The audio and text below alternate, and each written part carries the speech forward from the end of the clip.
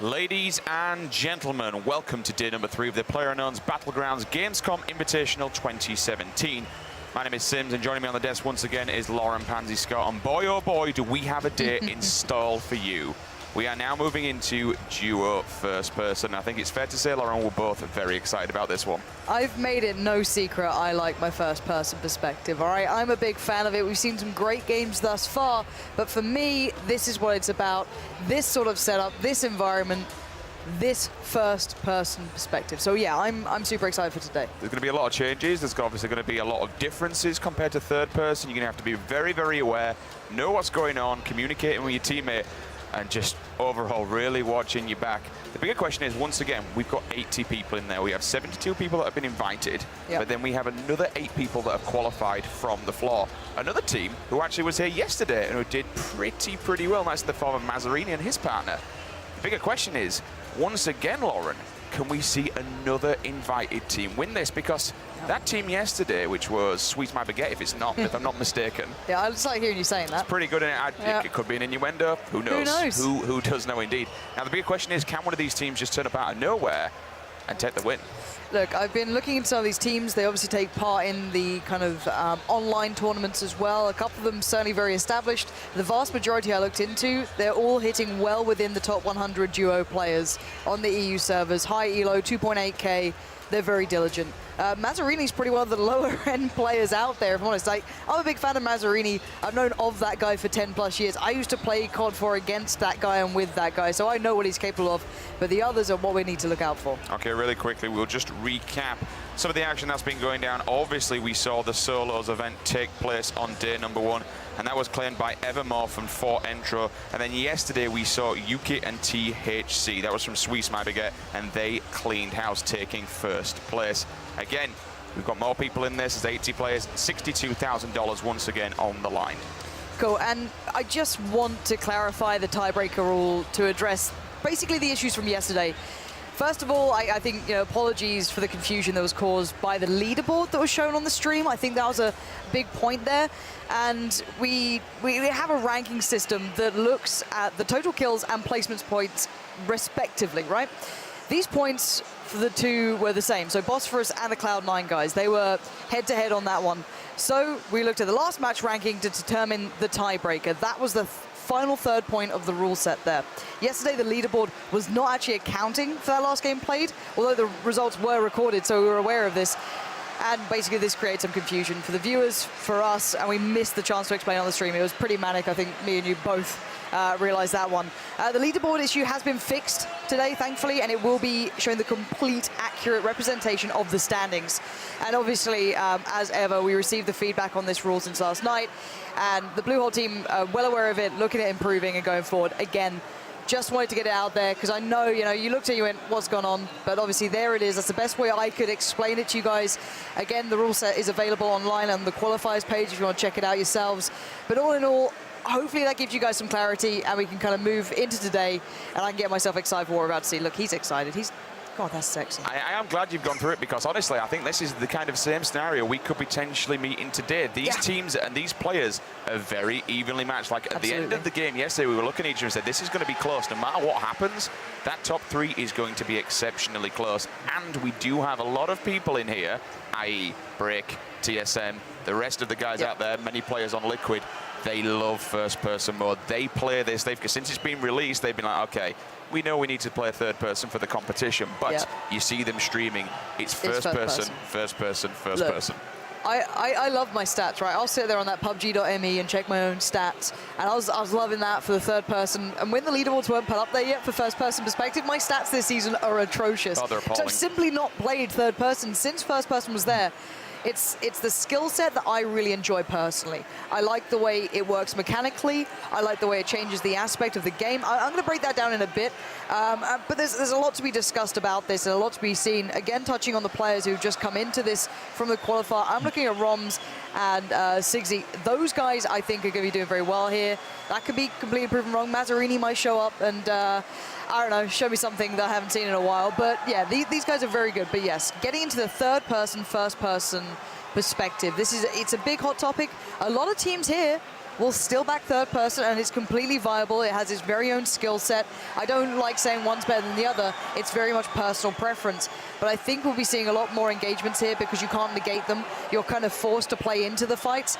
And considering how passive this tournament has been because of the rule set that almost not necessarily encourages it, but it will help you if you play for long runs, I think we're going to see teams forced into more fights. You're not hyper aware of everything. You don't have that kind of 360 vision available. You're locked into your perspective, and that's all you get. So sound becomes second to none, constant awareness, and mechanical ability. You get into a fight that you can always win. That's my one thing. Third person for me is you are sometimes given such a disadvantage, and they have so much vision of you, it's very hard to play into it. If you can get around that, then you are a god. Don't get me wrong. But for me, I think first person, it's all about that one-to-one skill in that environment, and that's why I'm excited here. It comes back to when you look at, for instance, if you've got two players behind two objects, they're looking at one another, one of them gets the shot off. You know, okay, they're going to back down, they're going to use the meds, they're going to get the health up. You can't really rush that, you can't really go at them because you know they're going to be peeking around the corner. As soon as you make a move, they're going to get the scope out, they're going to just really quickly, Lauren. This kill from yesterday, I felt so bad for Horde. Yeah, but I love this shot from WCCN, right? This is a 200-meter shot, no scope on the AK, 200 meters with the AK, right? Let's break down why that's impressive. Because of 7.62, the travel time on that caliber is a lot slower than 5.5 and everything else, basically. Maybe not your 9mm, but, you know, with a rifle, it's a lot slower. To hit that as a headshot, that crisp, that clean, very impressive. Yep, and we're hoping to see much more of that as we go on through today. Now, we do have a lot of action. We will be breaking this down a little bit more, getting thoughts on first person, how this one will be playing out. But for now, we want to touch on how things are feeling down on the pit. So we're going to throw it over to Cameron to see just how things are. Cameron, over to you. It is quite scary down here, I do have to say. I know the two of you are locked in your little shed of your own, but down here, it's already been 2 days for a lot of these players having experience playing here, and now we're on first person, day number 3. They have a lot of experience, they know exactly what they're doing, and they are comfortable, and they are dedicated to get the win. And like I said, it's first person, and on that topic, I'm actually going to be joined by my good friend here, Adren, from Team Mythic. Now, first person, you're no stranger to competition. You come from a Counter-Strike background. You've played at stages significantly larger than this. Outside of that, just personal preference, personal comfort with first person, what is your argument, if you were to have one, of why first person is superior to third? I think it's all about the risk and reward. If you're peeking stuff, you should be, I mean, you can't peek without getting info. If you're third person on a roof, you get all the info you want. So really, the skill ceiling goes down a lot when you play third person because your mechanical skill doesn't quite help, doesn't matter as much because then your peekings doesn't really matter if the person can't see you. So it's got to be first person for me if it's going to be competitive. Now, yesterday when I was talking to Sweater from Cloud9, he was saying that the information that you can get from third person compared to first person is a part of the game, mechanic of the game that counters out, in his words, the RNG factor of the circle, of the red zone, if that's included in the game, of the random loot spawns. Do you have a response to that? I don't think there's, I mean, I'll just say this, and I think this kind of trumps that completely. If someone can see you and you can't see them, it's not competitive. Bold words. Now, I already mentioned this at the very start, you come from Counter-Strike background, you played at significantly large stages. What's it like to play in an arena like this? Because Battle Royale is a completely separate setup. You don't just get the 5, 10, whatever computers on stage. It's the entire player base here in one arena. How does it differ from playing in the more standard esports stadium? I mean, it's definitely extremely unique. It's actually insane that we have 80+ players here. And it's been going pretty smoothly as well, because when you think on the Counter-Strike events, there's like always only 10 people, but technical issues and delays and whatnot. For them to have almost 100 people here, it's really unique and pretty crazy to have an event like this. So I'm really excited to be here. All right, thank you very much. We wish you good luck in your previous games. I'm going to throw it back to you, Sims and Pansy, on the desk, where we go into game number 1. Thanks, Adren, just calling out the tech issues at CS events. My life thus far. But it's also, you know, you have to agree with him. With how much is going on here, we've got the production in the back, Yeah, we've got it's 100 PCs on the floor. It's a very mad setup. Yeah. And to be getting these guys onto the server and get the games rocking and rolling as such, and we've not really seen any major problems, it's very, very impressive. Now, a couple of things. We'll touch on the CS in a moment, because there's no better person to speak to than yourself. But he did mention, Cameron mentioned over Cloud9. Now, Cloud9 yesterday, coming second. and that was from a third-person perspective. You know, we spoke to Sweater. You can see them up there at the top with third and fourth combined. All these points, guys, by the way, are totally combined. This is from every single day. It's not just yes. I don't want to get the Reddit threads going up again. All right, this is everything combined. This is all of it together, so you can see the individuals are playing well. We're seeing the individual ability from Mythrain, and specifically for me, WTC, and this guy's been very good.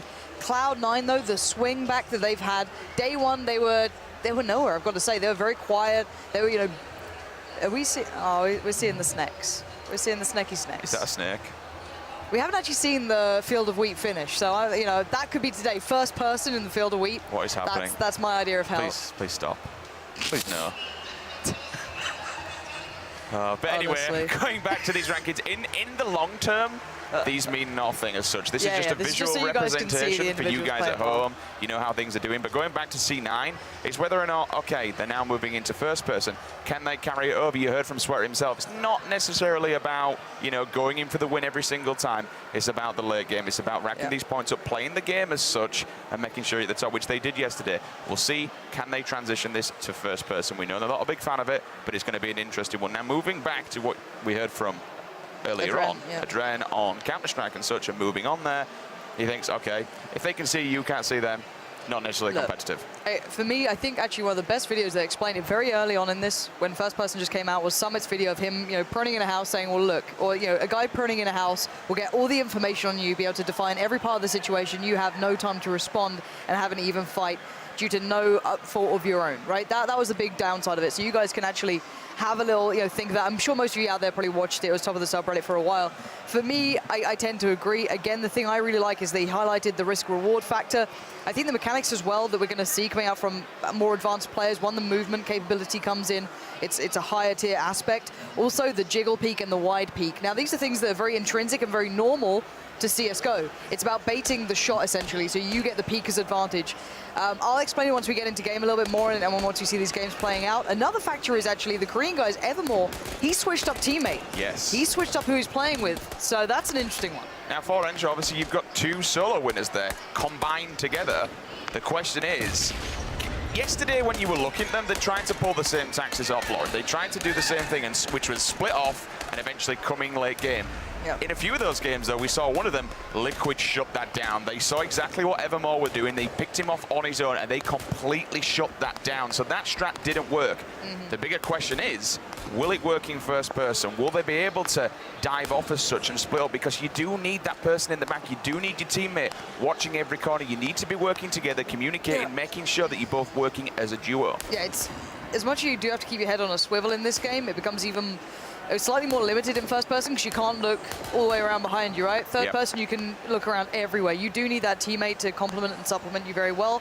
This is, again, going to highlight who's got very good team chemistry and good awareness of each other's positions and how to support them. When they did the update to the minimap where you could see where your teammate is looking and then you can kind of support that, it became huge. That's a really nice adjustment. When that came through on the minimap, I was, you know, grinning ear to ear because that makes a huge difference to be able to play off the back of it. But you can see everyone just warming up. We'll be jumping in any second now that we popped into the plane nice and soon. And again, this gets risky, this gets scary because you can't calculate everything without taking those risks and finding those rewards. We're going to see where that plane comes in. This is a nice one as well, right across the map. Everything's available. Millie base, you can go George, you can go Zaki. I'm looking forward to this. You can see some late drops, I think, because that east side is looking very, very likely. I think there might be a remake, so I'm still seeing a couple of people here, there, and everywhere. So we'll see if it is a full remake, because I don't see the full players as there's 77 alive. So I do want to double check that. It's still early on, so we can remake and get back in. Obviously, we want this all fair and even. Yeah, we won't go too much, but as you mentioned, it was a good flight coming in from that side. You do have a lot of people. You got my hopes up, guys. I know, it was a lot a of nice places flight. accessible. You can easily get down to military base, and we've seen, not compared to what you've seen online, we've seen a little battles go on here and there, and a couple of people going on one-on-one, but you've not really had that mass drop where everyone just thought, okay, we've got easy accessibility to it, let's go down. You got people over at Rush, you got people in the apartments, people on the factory, the police station, just spread everywhere, because online you'll be playing and there is just bullets, bombs, everything going off around you at Millie Base if you get that good flight path, but it's whether or not it does come in from that bottom side. And this is just from so we can have a little look back at some of the moments there. Vicstar and teammates looking pretty good on this one. This was Borg. He was my highlight player of the day. Really stepped up his game from first day to second. Unir being aggressive as ever. Also, guys at home, this is my time to see what you think. This is when I actually pay attention to you guys, because you've got to use that hashtag Battlegrounds. Who are you supporting today? Remember, it's first-person duos. So does that change who you're backing? Does it not? Let me know. That's what you want to use that hashtag for. This is one of the winning moments there. And we saw TSM finally kicking into that gear and really shutting down at the end. There's the final moments, of course, of yesterday's game. But use the hashtag, get involved. Hashtag Battlegrounds, obviously, up on Twitter. I'm going to keep my eyes on that right about now. I'm going to sit here and watch. I'd expect... get tweeting. I'd expect a few people looking for, you know, here's Brick. The people that are streaming first person, that are very predominant, saying, okay, this is the way to go. You see them all the time playing it. They have, obviously, away from the stream, they've got to play third person because tomorrow they're playing for a hell of a lot of money. There's a lot on the line as we move into the squad section, but TSM, they did win a round yesterday. Unfortunately, didn't make it up into that top 4. Can they do the same today? Can Brick be the beast that we saw Dame won?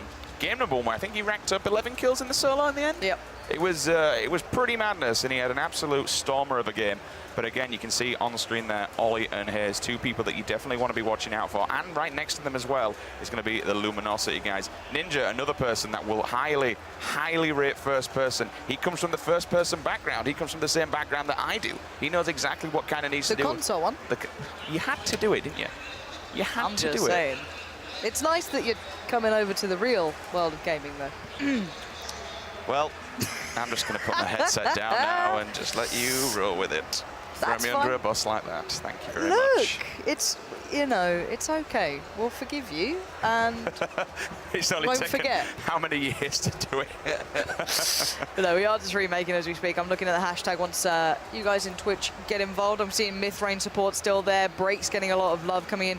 Adren as well, not surprising. Seeing the CS guys up bright and early for this, though. You know, everyone's pretty much up for this, it does seem.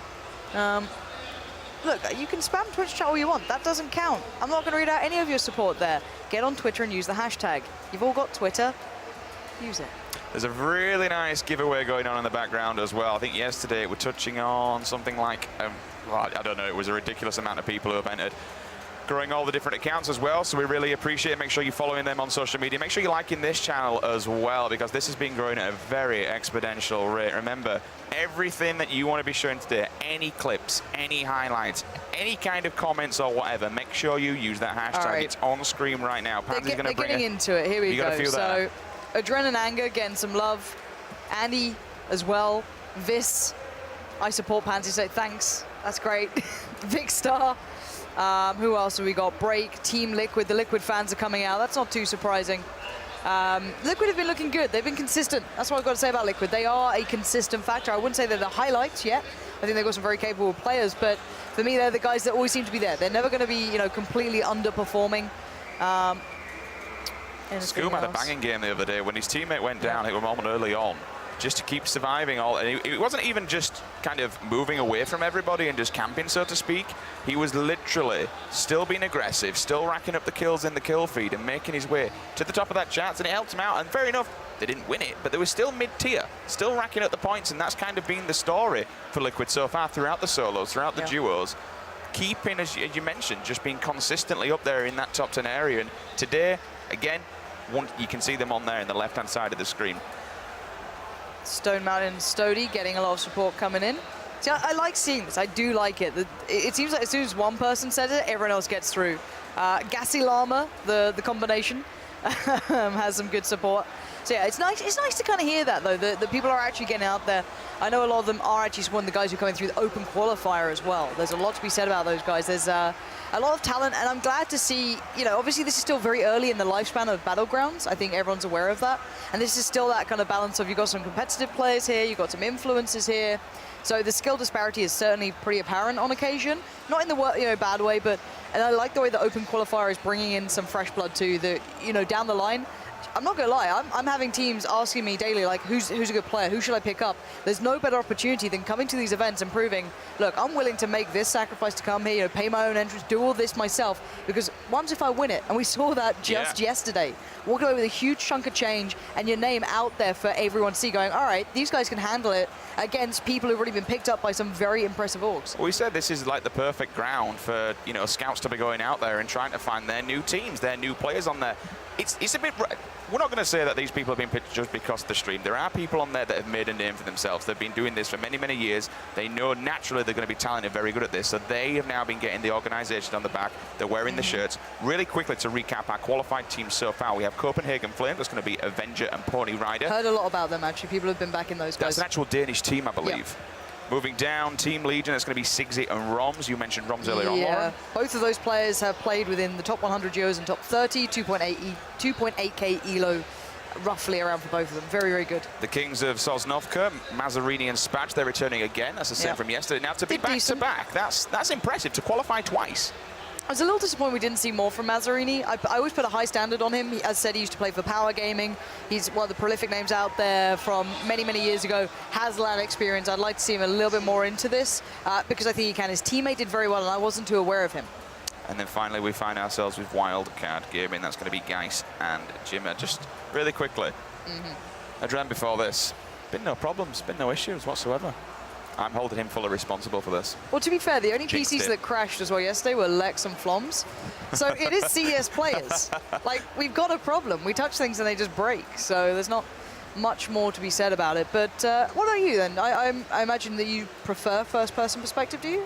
Yeah, I think coming into it, again, it was...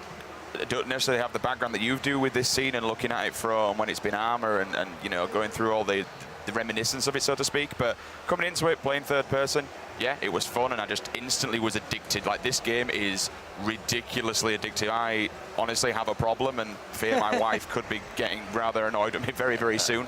But get her playing. That's the only way forward. God, she despite, like, yeah, we won't even talk about it. It's a very touchy subject. That's exactly what it is. No. So we won't go there because she's probably listening in anyway. First person, for me, I love it. It's as simple as that. I'm still struggling, obviously, with... It's more the awareness side, because I've been playing third person so much. In the games that I've come from a background, it's very run and gun. There's that respawn factor of it. Yeah. Now it's not there. It's as simple as you die, you're out. And it kind of makes you more aware. And early on, I think that's the difference what we may be seeing. It's a little bit more passive towards the later game. That's when we start to see the kills fly and see people, bodies hitting the floor, left, right, and center. You'll see that late game action coming. I kind of think that's what we're going to be seeing here. I don't think we'll be seeing just people grabbing a gun, run and gun, hope for the best, because they can't see all angles. They can't watch behind them. They can't sit on a wall and just have a quick 3-peek and see who's down that corridor. If they go down the corridor, they have to be ready to accept whatever's thrown at them. There could be a guy sat around a corner with a shotgun. The thing is as well, this game will eventually have, down the line, once things even out and, you know, in certain aspects, there will be Pika's advantage. And the mechanics of that sort of stuff I will get into down the line. There's no reason to even, you know, start going into that sort of thing at this point. But I'm going to have a little experiment because, you know, we're waiting for these guys to get back into it. All right, Twitch chat, you're now my entertainment. We're not 100k yet, so it's still, you know, nice and early in the morning. By that I mean afternoon, obviously. You're going to press either 1 or 3, depending on if you like first person or third person. I just want to see the spam go up with your support. You're about to kill the chat. Yeah, I know. We are having a look back again at yesterday's games. We saw Boom being completely blind, clearly having some visual issues, forgot his glasses, completely ignoring the drop. Oshi looking grumpy after he got banged out. This is Evermore taking down Ninja. And Break there, winning that first game. The spray maybe not as precise as usual, but still standing in place. And obviously this one from, which kind of became a bit of a meme from Twitch. They certainly, and now we didn't really speak about it, so Chad, obviously game 2 got killed by his own bike. Game number 3 was the first person to die. And it said from falling, we're like, how's he managed that one? Someone chased him down with a US. So you die from a bike, and then someone runs you over with a US. It just wasn't going well, you can see there, unfortunately. Evermore again, just waiting patiently with that shotgun, banged out one. Now that's a cracking kill. See, this is fine water play. I'm fine with this. That's nice to me. The way the other game ended, Evermore's win, creeping up, just kind of the story of what he did previously as well, where he was just waiting for people to take the fights. This one was also the same. You kind of saw a person coming in late game. I believe it was one of the Panda players. 2 people were going head on head. Oh, this is where Oshi unfortunately just got ripped. Yeah. Well, this is the thing. You could tell he's used to playing first-person perspective. I spoke to him afterwards, and I was like, "Why did you take that peek? You know you could have third-person over the top and played it safe. You didn't have to go for that shot." And he was like, "I'm simply used to first-person. In first-person, he could have probably had the advantage. The other, there's ways to play it out differently. So essentially, he kind of screwed himself over on that front. So, here's where it is." And then this was the unfortunate loss for Sakisha. But then you saw you win it from date number 1, Evermore from 4, Entro taking first place in the solos for the Invitational. We are just getting things checked up in the back to make sure everyone's happy and everyone's rocking and rolling. I actually did break Twitch chat. It's not moving now. It's kind of just stuck. Percentage-wise, what are you seeing? I'm just seeing lots of 1s at the moment, but it kind of just like freezes and then catches up. So it's getting there. There's a couple of 3s in there. Thank you for saying 2. Whoever's doing that. Spicy little memers out there. But yeah, it looks like first person dominantly so far. But then again, this is the first person perspective day. So I guess that all the fans of it will be tuning in nice and early. So I do like it, guys. I do appreciate you guys getting involved. And good afternoon to you, wherever you are, actually. Because I've had a lot of North American viewers still tuning in, staying up all night to watch this, or waking up incredibly early on the West Coast. So good job, guys. Good job. All right, then, guys. We don't want to keep rambling on and keep boring you guys to death. So you know what? We're going to throw it to a very, very short break just while we get these issues in the background. We're going to break. TSM break? Hey, you are full of puns. Anyways, we're going to throw this one to a break, guys. Do not go anywhere. We'll be right back and we'll get this thing underway. And welcome back to the Battlegrounds Invitational, live from the floor of Gamescom. Things are starting to get underway. Looks like the server's just about to get booted up. They are making sure that everything's all right, making sure the players are all nice and happy. I get worried when I see admins behind one specific player there. Yeah, as I was saying it, the camera shot did go over, and I did kind of worry a little bit. But let's talk a little bit more about first person. Oh, they're doing rock, paper, scissors. Hold on. This is very important. Ooh. This is to decide who gets the Car 98 when they find it, essentially. There you go. Brand new esport ready tournament finally. Smack's happy. Yeah. First person then. Good winner.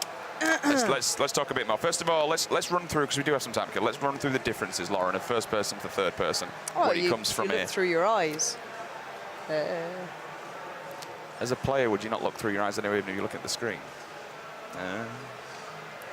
That's like some existential crisis sort of thing. Okay. Who is that player unknown in Twitch chat, by the way? I'm pretty just saw his account there. Hey, guys. It's like, hello. But no, okay, so first person and third person. Third person perspective is essentially your camera is set above and slightly behind your player model. You're able to see in a larger circle around each other. First person, whether it's actually set at the eyes or not, is actually debatable. It's generally a bit lower down on the character model, but you only see it from the first person, i.e. the character you're playing's perspective. That's as simple as it is. You don't need much more than that. Anyway, guys, it does seem as though they are loading in, so I'm damn excited. I finally get a bit of this. And yeah, this is going to get a little bit more fun. One, because for me, sound becomes imperative. They do have the options to choose between the two headsets, of course. That's now player choice, whatever they prefer. You can see some of them still with the standard ones that are giving out the HyperX ones, rather than the sound-cancelling full-on ones. Totally up to the players. You can see the in-ears underneath it as well. But for this environment, you kind of need in-ears under the big headset and then the mic around your neck. So you've got 3 things going on. It's a lot, I know, but sound in first person is huge. It can give you a massive advantage or disadvantage. You can play in many, many different ways just to allow yourself to kind of get around it. So we're going to see those smoke plays coming in that you mentioned. Yep. They're going to be huge. You're going to see players moving in certain ways to be able to deny sounds and footsteps. Yeah, this is going to be very, very different here, and I'm so excited. Are we going to go with the same? Because me personally, I kind of follow it when I'm playing. But are we going with the same theory that the meta's kind of the same? You need to watch this circle, make sure you rotate in a good manner that you can still get in there. If not, try and get center. Try and position yourself in a good place that when people come to you, you can just be in cover to nail them. Yes and no. The meta is still somewhat the same, but it's not as steeply favorable to the guys in the houses. You can still lose out on the house, right?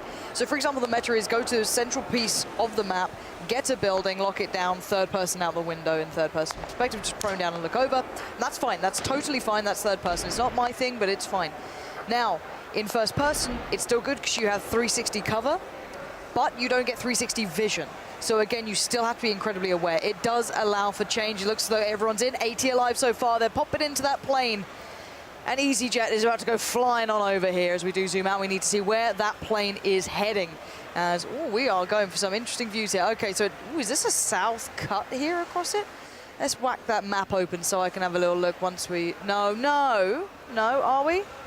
Are we restarting again? It does sound like we are being fed that information.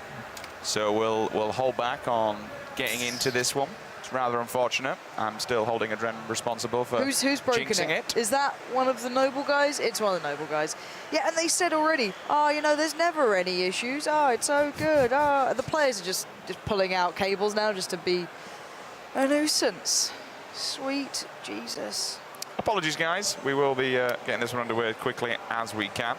As you can see, though, there was a monitor out there by the looks of things. People carrying on playing by the looks, but I suppose keep yourself warmed up. Why not? Keep that mouse moving left, right, and centre. But going back to what you mentioned then, over the finding the position, trying to lock it down, and you can generally see it, and you can't be looking just kind of three-peeking out those windows. You can't be laying against a wall, laid down, looking above and thinking, okay, when he comes around the corner, it's my time to pop. If somebody comes around that corner, you've got to be ready. Honestly, this, you know, Erangel can throw a lot of things at you, and this is the biggest thing with Battlegrounds. You have to be aware, you have to be on your feet to receive anything, any scenario, any situation that is thrown. You could have somebody with a level 3 helmet and a shotgun busting through a door, completely blowing everyone to high heaven, or you could be chilling. Things could be nice and quiet. You could have a sniper rifle, you could have an 8x scope, and you could just be pinging people off from a rock side, from a bush side. There are so many different scenarios, and then when you take this into first person, things get a little bit more special because you mentioned you can't be spinning that camera around. You can't just be laid down on the floor thinking, oh, that's like a quick peek round. If you move around, people are going to hear you. If you want to be looking behind, you have to spin on the floor. You have to turn around. People can hear you moving on the floor. Yeah, exactly. That's the thing as well. You make noise when you do this. You can still do the free look with Alt, I think is the default key. So you can still do that. You can still have a little look around, but it is limited. If you want to move, if you make any sort of full adjustments, you will make noise. So yeah, basically for me, the fact is it will amplify a lot of things. It doesn't give you free information for no benefit. So for example, I was watching yesterday as a player, you know, the kind of, not mansion houses, but I'm trying to think of a way to describe it. It's kind of the red brick houses. They always have quite nice loot. To them. I'll point out when we're in game, but essentially it goes upstairs, there's a small landing area, and you can basically camp in the little kind of closet area with the third person camera, fully able to see people coming up the stairs, getting close to you, and you can just step out and shoot. And you're never exposed, you're never in danger, you don't have to make noise, and there's no way the other player's ever going to win that situation. So for me, first person, you know, you could still sit in that corner, you could still do the same thing, but you're depending on sound, you're depending on taking the risk, because the other player's going to see you at the exact same time. You might have more awareness, sure, but you don't have the full picture in front of you. Are we pretty much set on the mindset that people coming from the backgrounds of the first-person shooters, coming from the background of CS, for example, are we looking for Mythic to be going big here? Can you see that being like transferring from that game to this one, and when we're speaking specifically in first-person mode? I don't know. Okay. I know it's a strong question, but it's just almost too specific without having any background on how well they're going to play in this, right? This is the first time we're seeing first person in this environment with the points valuing people staying alive. I think it's going to change a lot of how this plays out and how individuals play. I don't want to just go, yeah, these guys will get this because of this. You know, I think you could put maybe apply that to Cloud9 because they're so vocal about the third person. We saw them turn up into game 2 with it. They, you know, it showed through how they like to play. I don't think there's anyone else's polar kind of applicable to it. I think you'll still see people like TSM more confident now. They'll be more comfortable and they'll be happier. Maybe a little bit more pressure on them because they still will always kind of say that they do like the first person. There is pressure in that aspect. There is a little bit of, you know, you've got to, I guess, live up to what you're saying and hope for it being a good game. But I think a lot of people want a good game out of this. They want to get aggressive. And again, apologies for the delays, guys. But do me a favor, just because I'm bored now, you know, there's only so much I can talk about this. How long have we doing this? Is it an hour now? Something like that. Hey, it's all fun and games. You know what? All right, guys at home, send me a picture using the hashtag Battlegrounds of how you're watching the stream. Someone sent me it from their office. So I brought up I think it was, you know, the American viewers. I think in like the East Coast, it's kind of getting towards like mid-afternoon, evening. They're like, yeah, we're, you know, we're in the office. We put it up on the screen. I want to see how you guys at home are watching it. Use the hashtag Battlegrounds. Just let me know. I always like that. I might retweet a couple of them out there. Gonna have a little look at how you're watching these games. So this guy on screen right now, Cloud9 Sweater, one person to keep an eye on during this game. Came second yesterday during the duos competition. We've mentioned it plenty of times. We know it's getting a little bit repetitive, so we'll try and back off from it. But is a very big fan of third person. Talks about it's all about positioning. It's all about map rotation, watching where the circle's going to be landing, trying to predict some sort of angle of where that could be going from. They had a cracking game, especially when they were going up against Noble. We saw that big rock push when they were looking down in the trees. Fair enough, they didn't win it, but to take Noble and eliminate them from that position, take the high ground, take the gear, then move down, it was a very, very, very big play, a bold play, and one that worked for them. Now we're throwing them into this first-person environment. They're not going to be, I want to say they're not going to be massively comfortable. They know how to play this game, it's an absolute fact, but they're not the biggest of fans. I don't think this goes for all of them whatsoever, because the thing we've seen with Cloud9, there are mixed reviews coming out of them. Some of the players tweet third person, some of the players tweet first person, so a very mixed bag of reviews. Keep an eye on them though, we'll see how they do in the first person mode. Clearly they all know how to shoot. Another team to look out for, Luminosity Gaming. It's a team that's been together for quite some time now. They've done well over in the H1Z1 Invitationals. They've been a team for quite some time now. They've stuck together, obviously moving from a 5-person scenario down into a 4-person scenario now when we move into the squads tomorrow. But again, they're a big prevailer of first person is the way to go. So can Luminosity get a win on the board? Because they've not managed to get one yet. I mean, credit to him yesterday, I believe, was it Gypsy in the end, who was the last one versus TSM, just fighting for dear life inside that building where unfortunately he just had TSM completely raining down bullets upon him. I mean, when you had the 2 people below him as well, which I believe it was 4 intro at the final part. You okay, Sco? I thought I was the sellout. You okay? That's incredible. Well, really quickly. Can I get one of those? I'm sure pubg Queen will be able to help you out on that one. We do actually want to get some thoughts from the players on how this is going to be going down, because we are still waiting. So apologies once again, guys. There's nothing we can do about it. We'll try and keep talking. We'll try and give you as much content as possible. But for now, let's throw it down to Cameron and get some words from the players.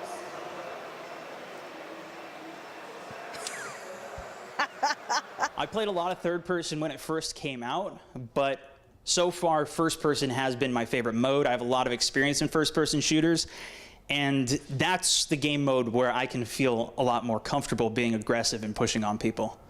Absolutely third person. Third. First person. Honestly, I like third person. First person, without a doubt. Third person. Both. Yeah, first person. Third person all the way. First person. Easy. First person. Third. First person. Third person.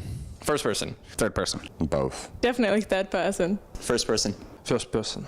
Third person. I think first person. First person. Definitely first person. First person. First person. First person. Third person. First. No question. The middle of nowhere south of Gatka, so people will leave me alone, and hopefully I don't end up scrambling to find a gun and everybody else has assault rifles and I've got a sickle. My favorite place to land's got to be Bashinki. If I'm playing solo and I just want kills, it's going to be school or military. If I'm playing more tactically, playing for the win, it's going to be something like Severny probably. My favorite place to land is probably Pochinki. Probably gonna be somewhere in the outskirts. Probably George. George is going to give you a lot of loot. However, it has bordered walls and it's very compartmentalized, so you can feel safe while looting. Wherever I get map control. Favorite place to land is probably going to be the military base or the school. I like those fast action places and just go get right in there and fight everyone. I'd say Georgopol. Georgopol's my favorite place to land. My favorite place to land would be Primorsk or Novo. Roshnok, probably on the west coast. West coast is best coast. Make sure you go there. It's got all the best gear. Far away from everybody so I can loot up and then go to the late game. Military zone. Right in the middle in Rosshok. Georgia Paul on the shipping crates right there. I feel like it's one of the easier places to control, and it's a place I've practiced the most landing at. Milita. My favorite place is Milta Power. Mansion. Pachinki. Lipovka. School. Novo. Favorite place to land is the military base. Milta Power. That'd be Georgia Pool. I really like landing in Pachinki. School. My favorite place to land is military.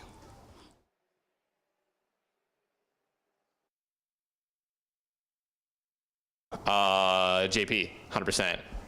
He just doesn't drive for us. Probably Chipsy, because he drives a lot and he's probably worse than Ninja. Solid FPS, yeah. Sweater. Either myself or Chappie. I think Stat is definitely the guy that does the most flipping. Drifter. Drifter. If I had a name named, probably Drifter. Joey. It was definitely hotted. Absolutely hotted. Forcing. Probably me. So if one of our teammates flipped the car and got us all killed, there's no question who it was. It was Muzel. Muzel. Mid-train. Mid-train. It's me. Probably Moleman. He's the worst driver I've ever seen. Definitely Moleman. If the car gets flipped, it's definitely me who's driving. It's either Reckham, Prick, or Natural. One of them two. Oshi7. Me, probably. If one of my teammates gonna flip the car, it will be Alf Place. Onuktivs. It was me. Break. This. Probably me. Jared FPS. Lucy May. Jared. And welcome back after a very unfortunate break. We can only apologize, guys. We are in some little bit of a technical difficulty in the back, but we do, obviously, me and Pansy want to get this one underway as soon as possible. We don't want to leave anybody out there hanging any longer than we need to. So we're going to throw it to an extended break, and when we return, hopefully we can get this one live and kicking. Don't go anywhere, guys. We apologize once again, and we'll see you in a few minutes. All right, guys, we are now ready. The teams are chomping at the bit to get into this one, and it is going to be a northern drop, as we can see, heading right down from north to south, it seems. Maybe a little bit towards that ferry pier almost, as well as the final destination, but it means that there's a lot available. You could be seeing some long play as well out towards Novo, Milta, Lipovka, Mansion, all up for grabs if, of course, they get those cars going. But Severny is going to be busy. Georgia Pol is going to be teaming. Pachinki even might have a couple of plays towards it. Zaki is there as well. Many, many options here. But we are finally into this one. It does seem 80 alive. Hopefully, nothing else goes wrong. So this should be a good one. I'm going to just keep my eyes on seeing where certain people go, see if there's any surprises. TSM, even in their videos, saying they do like going towards Georgia Pol, the safety of it that can be there by the walled off areas towards the north. We are seeing, I think I saw Break or maybe Smack heading over that way. Andy heading out towards the west side. Yeah, so we've got the other TSM boys going for the military base. I'm just gonna see if they can get it far enough. They can land if they do the long swing all the way over, or they can go to the 3 garages on its own towards the west side. So a couple of players towards good old Pachinki, and that's gonna be a Dren actually. The CS boys going for this one, and why not? This is very much their sort of caliber. This is the close quarter combat I'd be expecting. They could also go for the car, so they've gone for the high, I guess it's a high percentage to get this car, but they might not use it. Surprising they go to Pachinki and then just get the car and go. Certainly possible, but you've got time to get the loot going. Try and get something decent. Don't you dare miss that Panda Dren. Get back to work. And a couple of pistols. Even, especially at this point, this early in a game, pistols, shotguns, anything you can gather in the likes of Pachinki is very, very viable. You do have the other Cloud9 guys over towards, I guess, the further east side of the town, so it's going to split it in two. If you look at it that way, Cloud9 probably have more loot to gather. Already got a rifle on Chappie as well. A couple of players split throughout the field here too, and we see the long shoots coming in. Still up in the air, a couple of players. They might be looking towards the east side of Yosnaya. You could have Mansion, Lipovka all available, and a couple of late players coming in here. But all in all, Cloud9, I don't think they'll be messing with Mythic too much at the moment. They're very much polarized to each side. They don't have too much to really fight over just yet until they cross that main road and they head maybe towards the church. But we've got to see where that first circle comes towards. But right now, loot-wise, Cloud9 are far better stacked, both have ARs, and okay, so it's a northwestern circle, so we're gonna have to see movement coming from the south side. We have a lot of the Brit players over there. We've got Oshi, Serenity, we have TSM, but it does look as though Oshi and Serenity might be the first to that military base. I like the way Panda as well, that team, they can head out towards east, get to Novo. It's a long way, but it's a really worthwhile time. Tell you what, there's a good grouping over here near Pachinki, though. You got several over in the barns. You got a couple just to the east of them also. As you mentioned earlier on, Cloud9, definitely the better geared guys. However, we're seeing a Dren there. Anger still with a pistol. Drem's finally got himself an AR in the form of a Scar, so he can take a fight should they want to bring it. But honestly, Cloud9 being the players that they are, I don't think they'll want to push it. They'll just happily loot up here. We're just seen a kill actually come in, and that was from one of the players, either Anger or Ponderad, from the Copenhagen guys. The actual crew themselves, the real team that we've seen before, they've just taken down one. So one person's far. Didn't catch in the kill feed exactly who it was, but they do indeed draw first blood. It's going to be a nice auto shotty in hand as well, just checking more buildings. You can see over the ridge there are several people. It looks like a fight has already gone down on those players. Well, we've just seen on the ridge there beyond the hill in the spec mode, because one of them's half health. So if we move on over there, we'll take a look exactly who's been tanked up, because these guys are just looting, double shotguns in hand. There's no real reason to keep on board with this, so we'll move across, get you some more different POVs at home and see what's going down across the bigger map. If you can actually take a look at the map as well very soon, we'll be able to show you guys more so what's going down in bigger format. 2 people will be running into apartments. 2 people already there. Don't mess with WTCN at these apartments. Hotted learned the hard way, and we might have some more victims here. You've got Lex and Flom over towards the school. And let's see if Ron's going to get here in time. If they might just run up on these guys. This could be very awkward. Obviously, they don't know where they are. AR rifles, they're going to the same building. This could be a bloodbath coming in here. As they're walking in, that's Dingus Khan and Juan. We'll see another person in there. Juan's just going to get himself in. He's very, very cautious. Oh, there we go. Bullets come in. He will fall. Dingus Khan goes down. Look for these guys to probably push on this one. They know that if they see one completely undergeared, they'll know the other one will be as well. As we see the other bullets coming in, takes one to the back. They walk in. They're going to use him as bait for just a second. They finish him off now. WTCN takes another face. We saw yesterday these guys were absolutely beast mode. He's running for his life, but unfortunately he could be running into buildings, Pansy, that have already been looted. He has nothing as well. These guys are hot on his heels, and they know that he's going to have his back to the wall, sweating bullets at this point. And it's just find anything you can. It's so hard to find any gun at this point. He might even want to just try and escape if he can make it. But these guys, they are hungry for this kill. They want it. The rooms. Why not? This is their apartments. They've already shown so much dominance. He might just always caught a glimpse of them. So he's going to try and avoid them as best he can, keep them away from being able to be on vision. But did they spot him? I think you're seeing Mithrain there calling it out as well. He's probably spotted this on that wall run. It's a safe run to a degree, but they're closing in. They can smell the blood. He's got a shotgun. He can maybe defend himself, but Mithrain is close. He's closing in as we speak, door by door, step by step. But can Juan do anything to hold them off here? He's going to sit back though, but he's got that shotgun up close and personal. It's going to absolutely tear these players in two, so they need to be very careful how they approach it. This is where sound becomes imperative. He's going to hear the steps. He's going to hear the doors. They don't hear this. They're going to go in and be secondary to all of this. So we need to see how loud we can get this one for ourselves. We need to hear it as clearly as we can.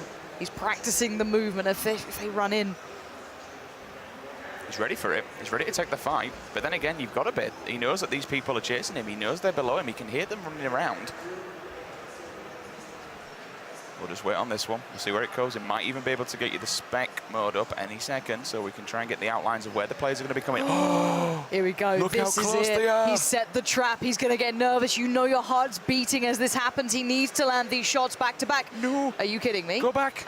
Don't you do this.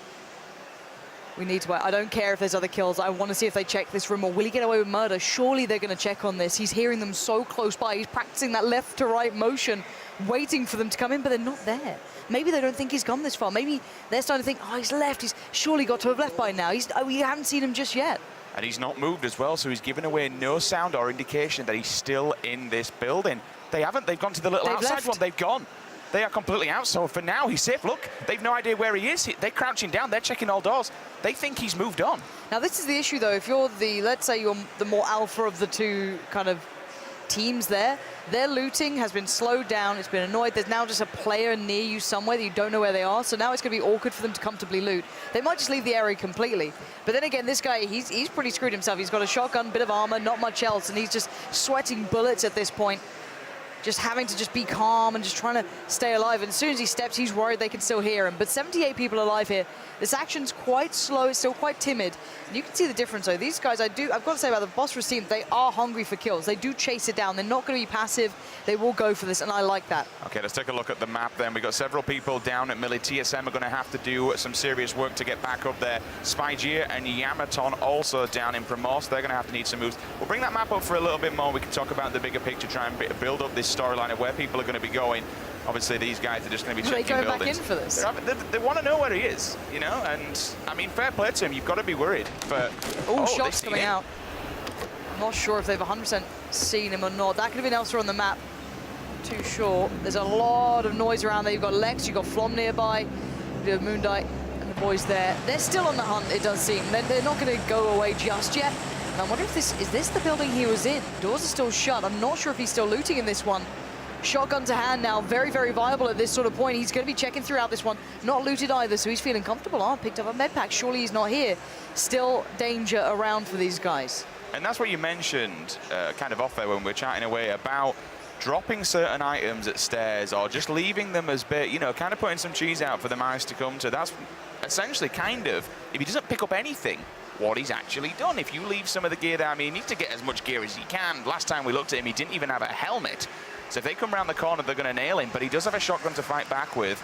Plenty of people still kicking around. He isn't actually in the same building. Looking at the map there, so he's kind of safe. They might just run across each other at random times. It's kind of hard to tell now. There's certainly going to be more action across the map elsewhere as that first circle will be moving in. You can tank this, though. The areas on the extremities of the map are generally high loot areas, so it's very, very viable to go for this sort of play. You can go down to Nova, you can go Millie Base, you can go Lipovka, you can go any of the high areas. I don't need to explain it to you. This is Mazzarini's teammate here, which is called Spike, is what I got told was his name, so I'm going to go for that. If I'm wrong, please do correct me. But as I said, there's a lot of fight capability throughout this map.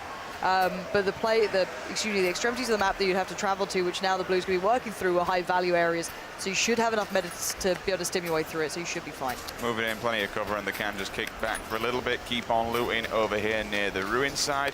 Mazzarini, I believe he actually had a 4 times on that M4 also, so they've got scopes at least, got a red dot on this AK. So they've got the AR, so they can take the battles if they come their way. I think I only comp for level 1 helmets, but there is a crate over there. Now, I didn't see that drop down, so they are pretty close, but it's in the water. Fair enough, you can actually hide behind it, you can swim behind it, and if you need to go down, you can dip underneath, so you're not going to get shot, but it's getting out of the water, that's the problem. If you go into it, remember, as you wander out of that water, you are sluggish, you are slow, you're just turtling away.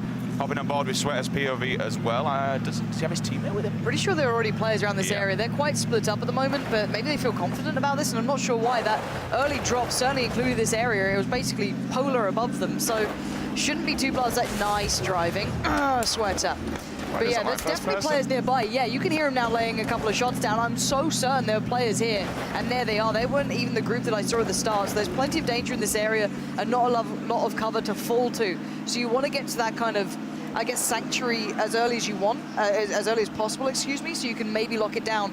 This kind of northwest area is mostly terrain unless it closes towards Georgia Polozaki.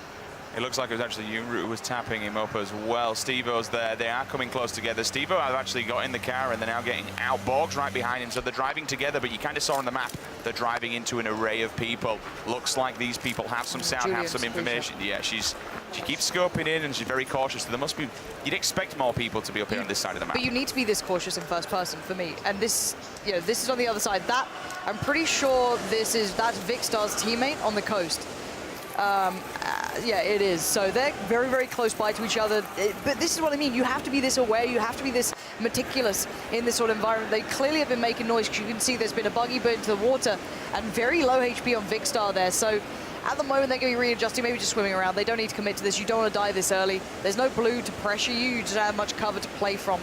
So Vernie might be there, a little bit of respite there, a bit of escape, because this Car 98 could certainly be the end of them here. I'm about to question whether they knew exactly where they were, if these were the people that were tanking up Victor. So they clearly have. They've been tapping him. He's had to run away. We're moving on board with Lex and Flom at the moment, taking some shots. Lex knocks out one. Here comes the advancement. Looking over there. As ever. It's always in Roz. And you always get this road battle, don't you?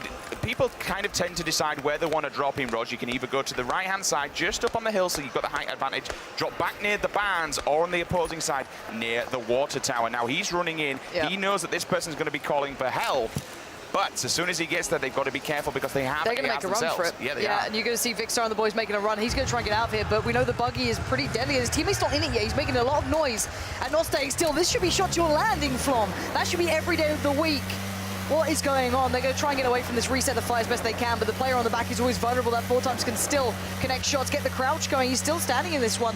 Crouch is the modifier of accuracy. He should be doing this. Try and lead the shots there. Good job! Oh! What? That's what I'm talking about, Flom. Those are the shots I expect you to be hitting, and continues this one up. If he can get another one down, that's perfect, but his teammate is now being basically left to die on the bridge. There's no going back for him now. Now, you leave that man to die, unfortunately. It's rough to do to your teammate, but that's the problem with the buggies. When you're on the back of them, you're an open target. Driving away, someone like Flomy's not going to miss an advantage. And when you've got a 4x scope, there you go. Finally, Pony Rider will die. So his teammate left on his own. He's going to just run off into the wilderness. He spots two people, does Flom, though, just wandering around. So that's a different team whatsoever. They're silhouetting so badly. I don't know why they're playing on the peak of the ridge here. That's really, really dangerous. But as we are seeing, actually, Sigsy and Robbins, the two qualifiers who are very high up, just got found by WTCN. He is playing a blinder of a game. He is just a headhunter at the moment, really providing. This is Moondai. A lot of fans out there very much supporting him, but his teammates down, going in for the revive. Hopefully he can get a clean rev here. You can see a lot of, he was trying to look around, make sure no one's pushing, but this is the danger. You have to take risks in this and think of the reward. Can I take the time to go for this? Can I expend those amount of seconds to go for the revive while there's no one pushing me? Or will I be screwed over here? He does have full health. He's going to kind of sit back, get this car. If he can keep moving as well, Killer Kapowski will take out Daz. That's going to be Noble, but Ollie answers back on Noble as well. So that's both Noble guys taken out by two different rosters there. Interesting. Moving on board with Evermore and his teammate. You remember, these guys have switched up duos compared to yesterday. This is now two solo winners playing together back to back. So we'll see how this one pans out for them. They've had some very diverse, I want to say, play styles yesterday in the duos, splitting off. Yeah. Certainly now we're in first person. You can't do that because if you get singled out, you are going to get trashed. He sees one person, opts to not go for the gunshot until his teammate gets here. I like this play. Just wait for a second. Yumru now takes his position. They're actually switching things up, so he's going to go back for the UAV. Yuru comes in, that's why you let him have it. That's going to be the Kar 98, takes down Ollie and picks him up again. Dink, only with dink, the bye, holo. bye. That is so impressive with the holo there, just being able to cleanly do this sort of stuff. Yunru is really impressing me. These are hard shots to hit. They are not easy. You've got to be constantly moving at this elo, especially against people like Liquid, like Ollie. You're not going to be getting away with people standing still. That's why the Kar 98, when you bang those shots out, it is damn beautiful to watch. Now the bridges are going to get exciting at this point, because that's going to be the big crunch points. The one near Roshok is going to get busy, or the southern players coming up towards the north here by Georgia Pol. We're already seeing this happening. So this is where you're seeing Lost Aiming and Moondai already in a bit of a scrap here. Now Borg had a blinder of a tournament yesterday. Amazing. He turned things up. He has the cover. He's got the wall fights going on in his favor, so that's going to be something to look at. We've got an AWM coming out for Ninja. Not taking the time to reload it, maybe a fast snatch and grab, getting back to safety. Then he can sort it all out, and that's what he's doing. This is up near, I guess, Savoni in the western side of things. A really nice compound, actually. You not only have the high ground, but you have good cover around you as well. So nice position to go to. He's going to hide the bike, and he's going to go to one of these compounds. Again, you do have that building on top, and look at that.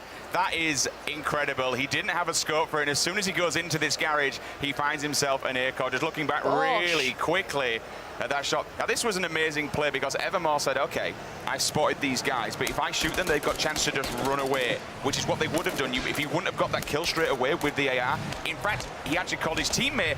Gypsy, though, knocked down one, kills Spy Gia. He's going to get done from falling, so he's going to be going off the back of that. You can just see the dead body in the car. So a couple of nice kills in the kill feed there for Luminosity. And this compound, as I'm talking about, is one of the highly contested ones for good positioning. Again, you've got a nice little bit of, almost a ring of open ground around it. You have a three-story building where you get the rooftop. You can use either of these, super, super viable. And at the end of the day, you get a lot to work around. You've got a little bit of safety, so if people push up, you get to see it. You also have the trees in the distance, so you can cross out eventually in a safe aspect. Very, very nice building. I like Ninja playing to this spot. Luminosity have a good mentality for that, it seems. Looking over at the Noble side, This is the god tier building, if you want to call it that. Many, many stories. Again, a lot of open ground around them, so it's good for the Car 98. Hard to fall off this, though. Open fields around you. There's a little, I guess a defilade. Hard to kind of explain more than that, but yeah, Evermore and Unroot just lining up people and knocking them down. Julia and Sequisha now being found by those two. It looks like this is the combination of players that's going to be very, very powerful, very, very potent here. Ridiculous does have the bullet loops on there, so it's going to be a minus 30% reload time and a minus 50% bullet spread. Does only have an ACOG. It's not an 8-time scope, but I tell you what, it'll still do the work. Exactly what you saw with Ninja with the Orm earlier on, managing to go in that building with iron sights and then pick up a 4 times. I like this ending. It's very open. This comes to very skilled abilities, and I'm glad it's not in third person, so you can't just use the cam to look over those edges. Oh, Break, you are being a git, aren't you? Look at it. This is the TSM that I expected to see. He should be geared up to the teeth. He should be fully geared, fully looted. They've taken the time to do this. Now, it means that they're going to have to get past everyone in the south here in quite a quick manner. You've got Anger still there. You've still got the Cloud9 guys. They're playing it late. They're saying, guys, do what you want. We're just going to get there when we can. We're going to get there when we need to. The other TSM side, they're very close to the Noble boys up in the God tier building. But when you're playing like this in first person, you can do this kind of peek over the top of the ridges, play it out as smart as you can, not use the cameras to do it, but you have to commit yourself to the peak as well. But they don't have the Car 98. They have the SKS here, but it's got an extended mag. They should be good. Very clever what they've done by positioning the bike exactly where it is, because it means they can kind of dig in here. They've got full 360 cover. There's a couple of little gaps behind the bike, don't get me wrong, but they specifically packed it there so you can have your back up against the curvature of the wall and just create yourself this little bunker type area so you can just try and ping people, find some faces, find some shots. It's a great amount of cover, but as you mentioned, over there you've got 3 level 3 tier buildings. If the people in there, they can get some easy shots, especially if they've got the sniper rifle. Doesn't matter for love nor money. If you stick your head out, unfortunately, it's going to be good night, bye-bye. Looking across now at Anger and Adren, they're going to get the health back, and they're now inside the circle. They've got a minute, they can chill.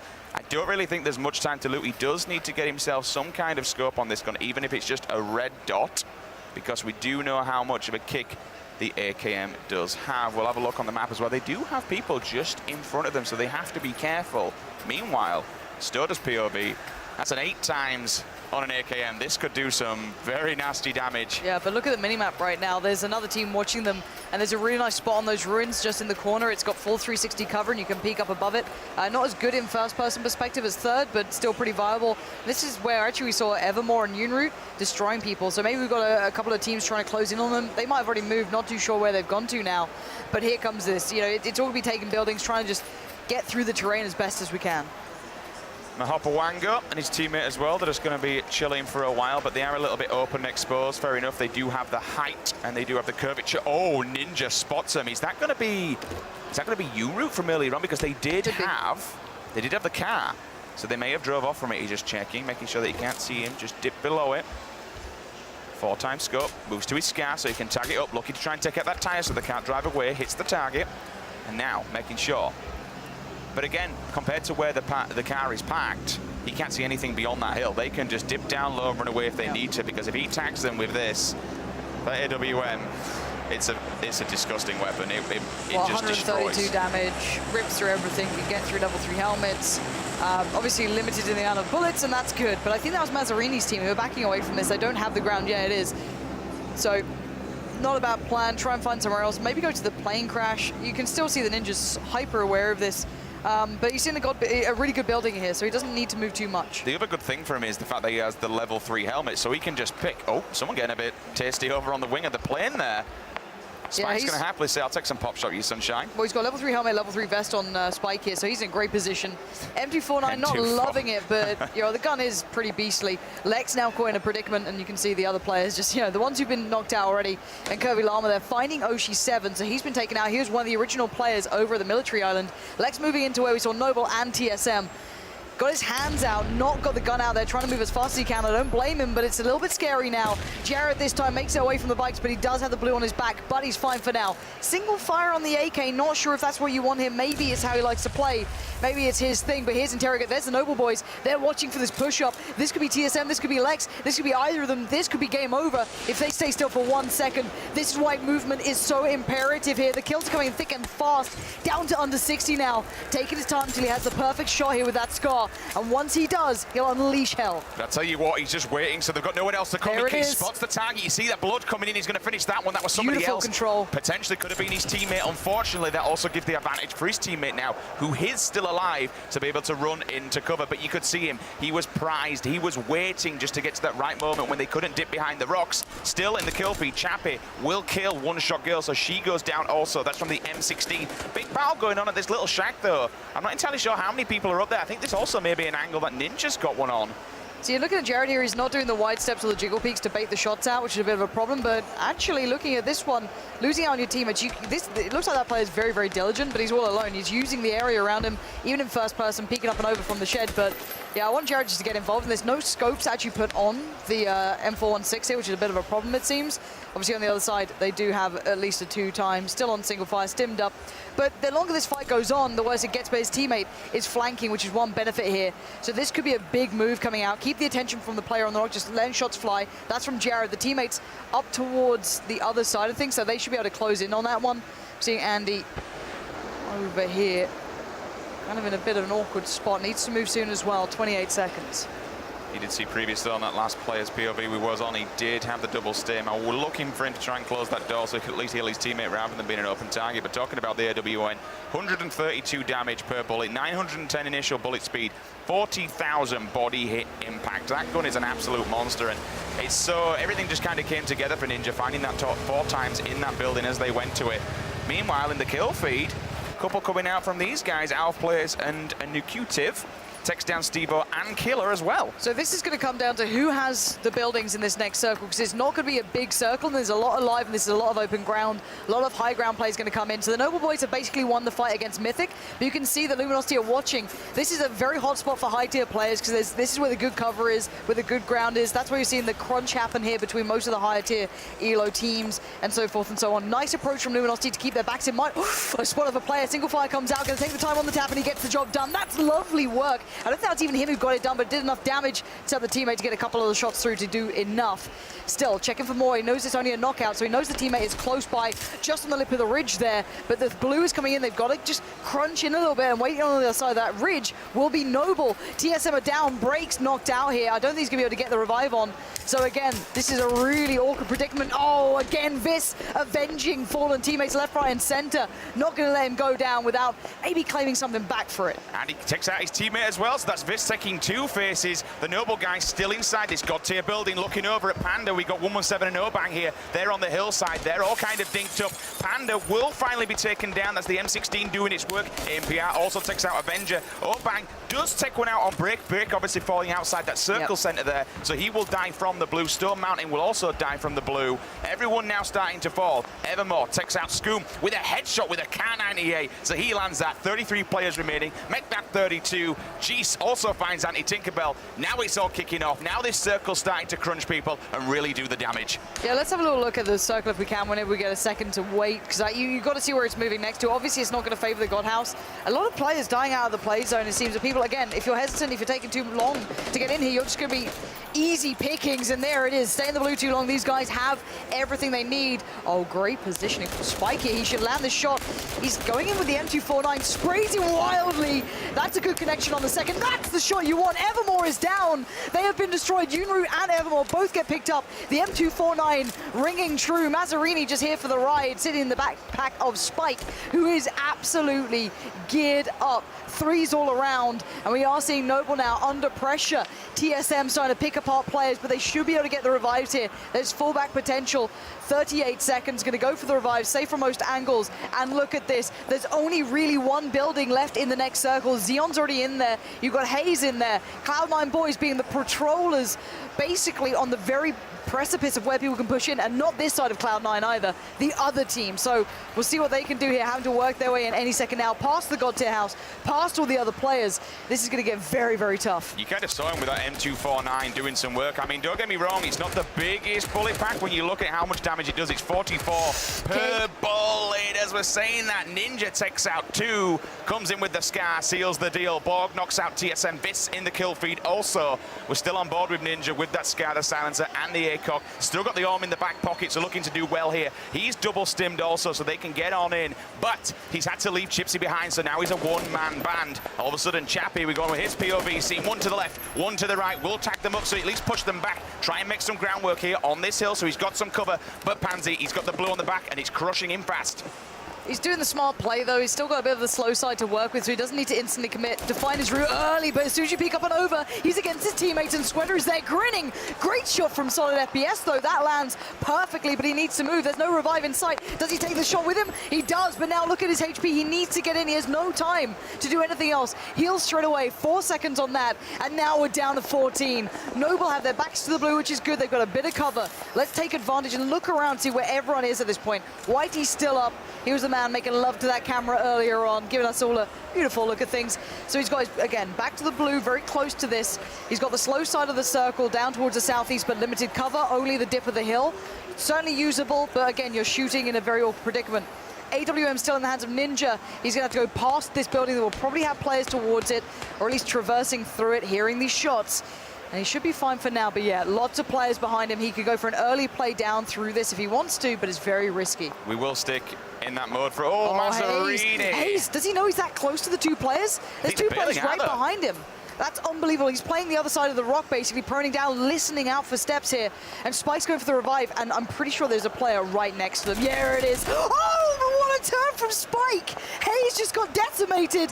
Great connection from Ninja, though. That AWM just lands to the chest of Solid FPS. Nothing to be done. 8 alive now. And now he upgrades it to an 8-time scope as well, so it's going to do some absolute damage if he spots players, just like he did. Alf players just chilling back because he knows he's in a predicament. There are players just looming on this circle. We're moving into a very tight one. He's going to be on top of a hill as well, so look for some engagements as people start to peek. He does have the shotgun in the back pocket should he need to use it up close and personal. Ninja, though, with the arm, this could be very dangerous if he manages to spot people at range. There's also that 249 still in play.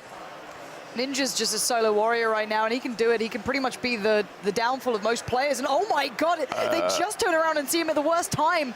Ninja's just going to be tearing people apart, solo on HP, but he's got to keep moving, find a little bit of safety to fall into, get the heal on, get back up onto a good HP. Matt, look, he's basically decked out, still got a level 3 helmet, decent vest at the moment, got the AWM, and he's got good positioning. So he's going to be the nuisance player, but look at Xeon. He's probably going Xeon, are you... He's getting a vehicle, Xeon, he's trying it, but I don't think he'll make it. Why are you playing out so late, Xeon?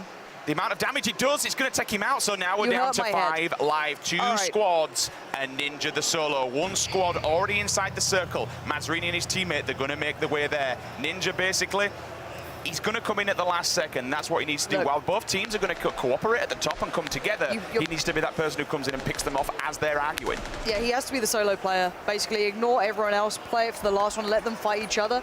Basically, he wants to tuck himself towards the slow side of the circle, so head southeast as best he can. They're not watching this right now either, so they've got a little bit of a look towards it, but not much. He's allowing the bait to come in, lots of fire coming through. They're going to take down the car, remove some of the cover there. And Mazzarini slowly working his way in. This man's been in more LAN finals than anyone else on that stage, sitting out there next to me.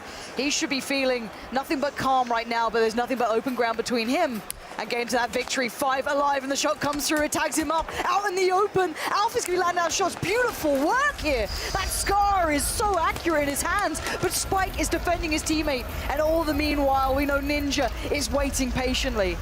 He is the one that could change this. He could just creep up like he's doing now. He's letting them take the fight. There's only 4 remaining. He just needs to find some bodies and make sure that this arm finds its target every single time. Only 4 people alive. He needs to find 3 faces, 3 bodies, whatever works for him, and make sure that these bullets find the target. But remember, Spike still has this M249. If he lays down, he gets an 80% bullet advantage because that gun, the tripod on the end of it, will come out. Wait, he can just lay Ninja it might down. be moving in towards some of the already pre-standing players. I'm curious if he thinks there's no one here. No, he's going to run to Ninja! No! He went So for close. it. He gave it all, but he made a mistake. He took the wrong choice out of the two. He didn't know which side would have had the 2 players to the 1. He took the gamble. He didn't get the win he wanted, and now it's possible. And Spike knows it. He knows that one of the players is damaged. He's moving in now for the kill. 3 players stand. Spike, nade to hand, drops it out, prays for a connection, nothing there. But he has the circle. This is his game, surely. And he has the M249, but he's not going to use it. He's going to stay here with the AKM, red dot in hand. He did just switch out for a second. His teammate's going to get the revival, goes in with another grenade,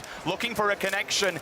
Did make sure he gets... He pushed him. He pushed him out of the tree. Hit him in the head. He pushed him, so there goes down one. Now he can push aggressively. I don't think he's going to have time to get the other player up. Second grenade's going to go for it. Will this find its target? Let's find out. He's going to hard scope in as well, as he does take a poke, but unfortunately doesn't find anyone. This is what I mean. Spike then going on the white peak. He's going aggressive. He's going for it. He's just playing the time. He knows that we're trying to revive. 16 bullets in the clip, and that's all he needs.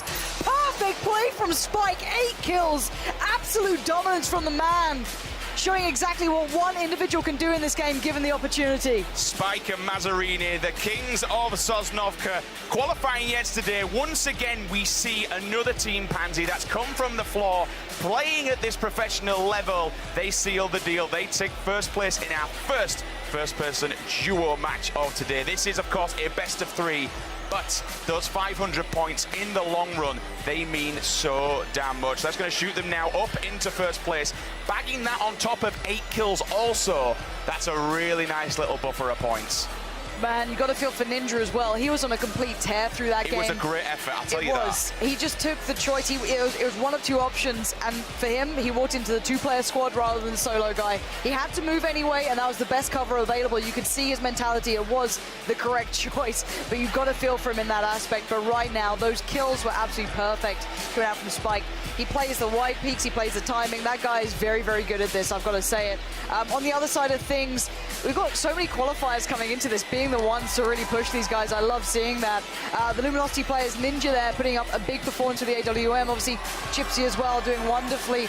We saw, again, the Liquid guys in there for a long time. TSM being a nuisance once that third kind of circle came in. But yeah, great games all around. A little bit unfortunate for Ninja. As we said, he went for it, but it was just the wrong person. Definitely the right player to do, get aggressive, and this is what happens with first person. When you're looking at players, you don't give them time to breathe. If you see them bleeding, push it. Push them for the bleed out. Don't let them get the teammates up. Don't let them get the heals off. He turned up, you could see it. They were very, very surprised. Well, you know what? We're surprised again. We've got yet another winner coming through the open qualifications. Let's throw it down to the floor with Cameron, who has the interview with our winners. Yes, I am here with Spike and Mazzarini from the Team Kings of Sosnovka.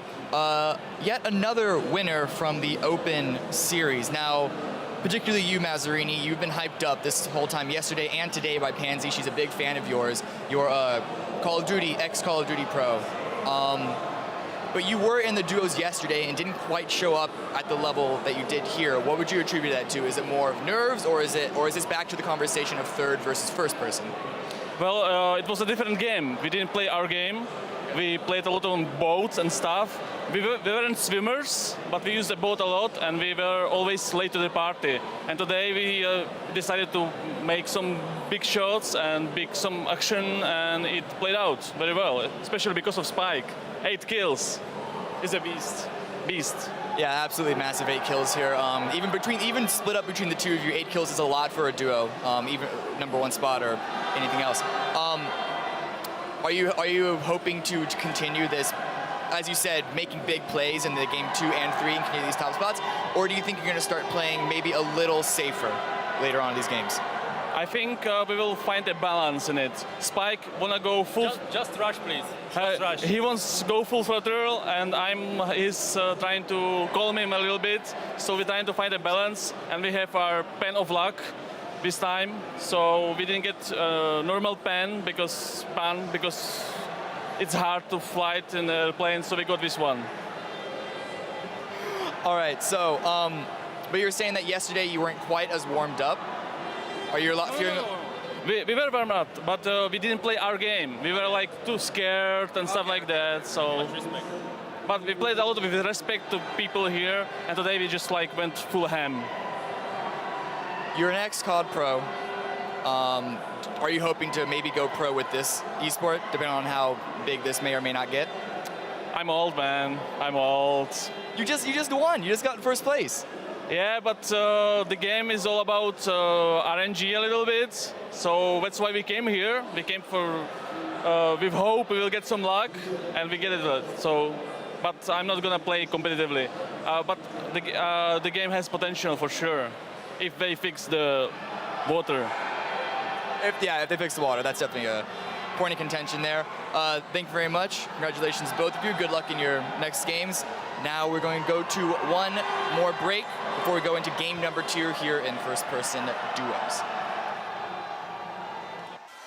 Welcome back to the PlayerUnknown's Battlegrounds Invitational 2017 and what is turning out to be a very, very spicy day. We have just seen game number 1 of the first-person duos go down, and the action, Pansy, it was incredible to see and just watch it all unfold. We kind of saw some early kills here and there, but at the end, the circle, it did its damage. It started just taking players, eliminating them from the server, and then when that final circle came in, we had ARs in play, we had a couple of SMGs here and there, we had an Orm in the final 4, we had an M249 in the final 4, and honestly, it was just a crazy final circle. Yeah, so let's go back to the final situation. We can play it so you guys can remember it again, and then put your mindset into what happened if this was third person from the other team's perspective.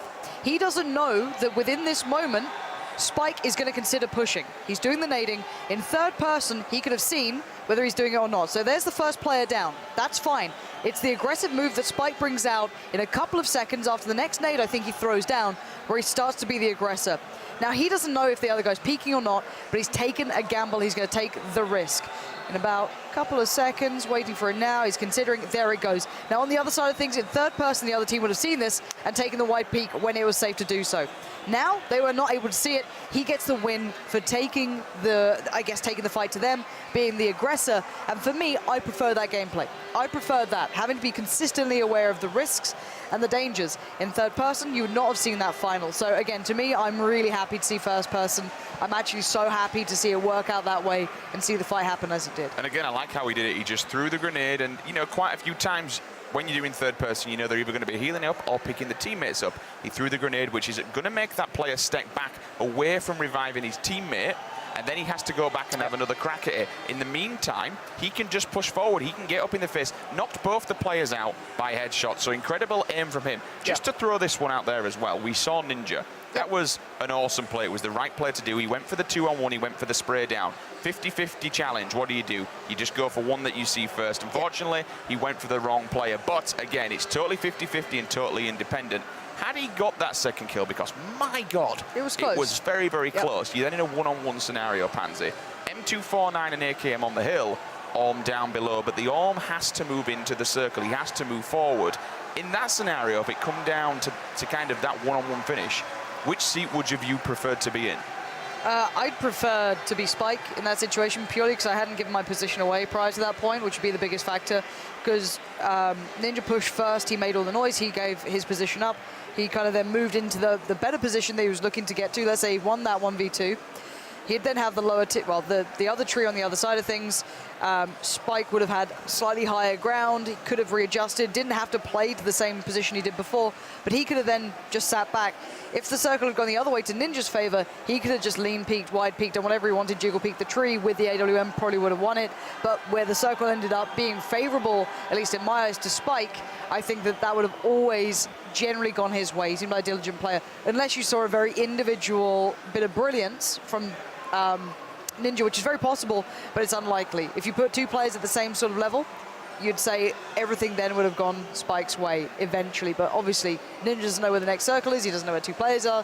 It's things like that. But yeah, at the end of the day, that was a really nice piece. But actually, before I take credit for the full first-person explanation, Jack Frags did give a bit of a reminder of that one. So credit to the Battlefield god out there. Credit where credit's due. Now, we're going to throw it down to the pit, where I believe we have an interview standing by with Tier 3 Gaming. So Cameron, over to you. Yes, I am here with Cake and Mumino from Tier 3 Gaming. Cake, you in particular, you have been turning a lot of heads here the previous 2 days. Even though you haven't taken a single victory, you've shown to be a really strong contender with getting a lot of really nice kills. But today, you were just telling me how in this first game, neither of you actually got a single kill and ended up going out about halfway through. Is that because you're just not as comfortable in first person, or do you think that was just a mistake on your end and that you're going to continue to look as strong as you have earlier in these coming games today? It's like always about mistakes. So this game we make fail before we kill someone, so 0 kills for both of us. But early days I make a lot of mistakes too, but it's like a good situation for me, and only because of crate airdrop with M24 I make kills. Probably if I get my shotgun, maybe I don't kill anyone. So it's like all about situation. I hope next game we both kill most people. Okay. I will hold you to that. Now both of you are streamers. You stream Arma, you stream Battlegrounds, is what you were telling me. But you both come from different backgrounds. You used to play Counter-Strike in 1.6, and you used to actually be a StarCraft 2 professional, am I? Yeah, and Arma 3. And Arma 3. But for StarCraft in particular, are there any similarities between the two games? Is there anything that you learned in StarCraft that you could actually bring over into Battlegrounds to be a good player? I feel it's like most different games in the world, but to be a professional in some games, it's like a similar way to play the game. So you try hard, you play more, you think about game, not like very emotional. You try to feel like you're professional, and you must think, and then maybe cry and run around. Well, hopefully not cry too much. We're about to get back into game number 2, so I'm just going to wish both of you good luck on the next 2 games, and we're going to toss it back to Sims and Pansy while we go into game number 2. I'll tell you one thing I have to mention about that interview, Pansy. When he mentioned, you know, I know it's kind of my fault here. I'm making the mistakes, and not necessarily just throwing it out there, blaming any other products that went down in the game, blaming any scenario or situation that was put on him. He says, look, I made a few mistakes. We didn't get any kills. It's time to reset, refocus, and get cracked on with this thing, which I hold a lot of respect for. Yeah.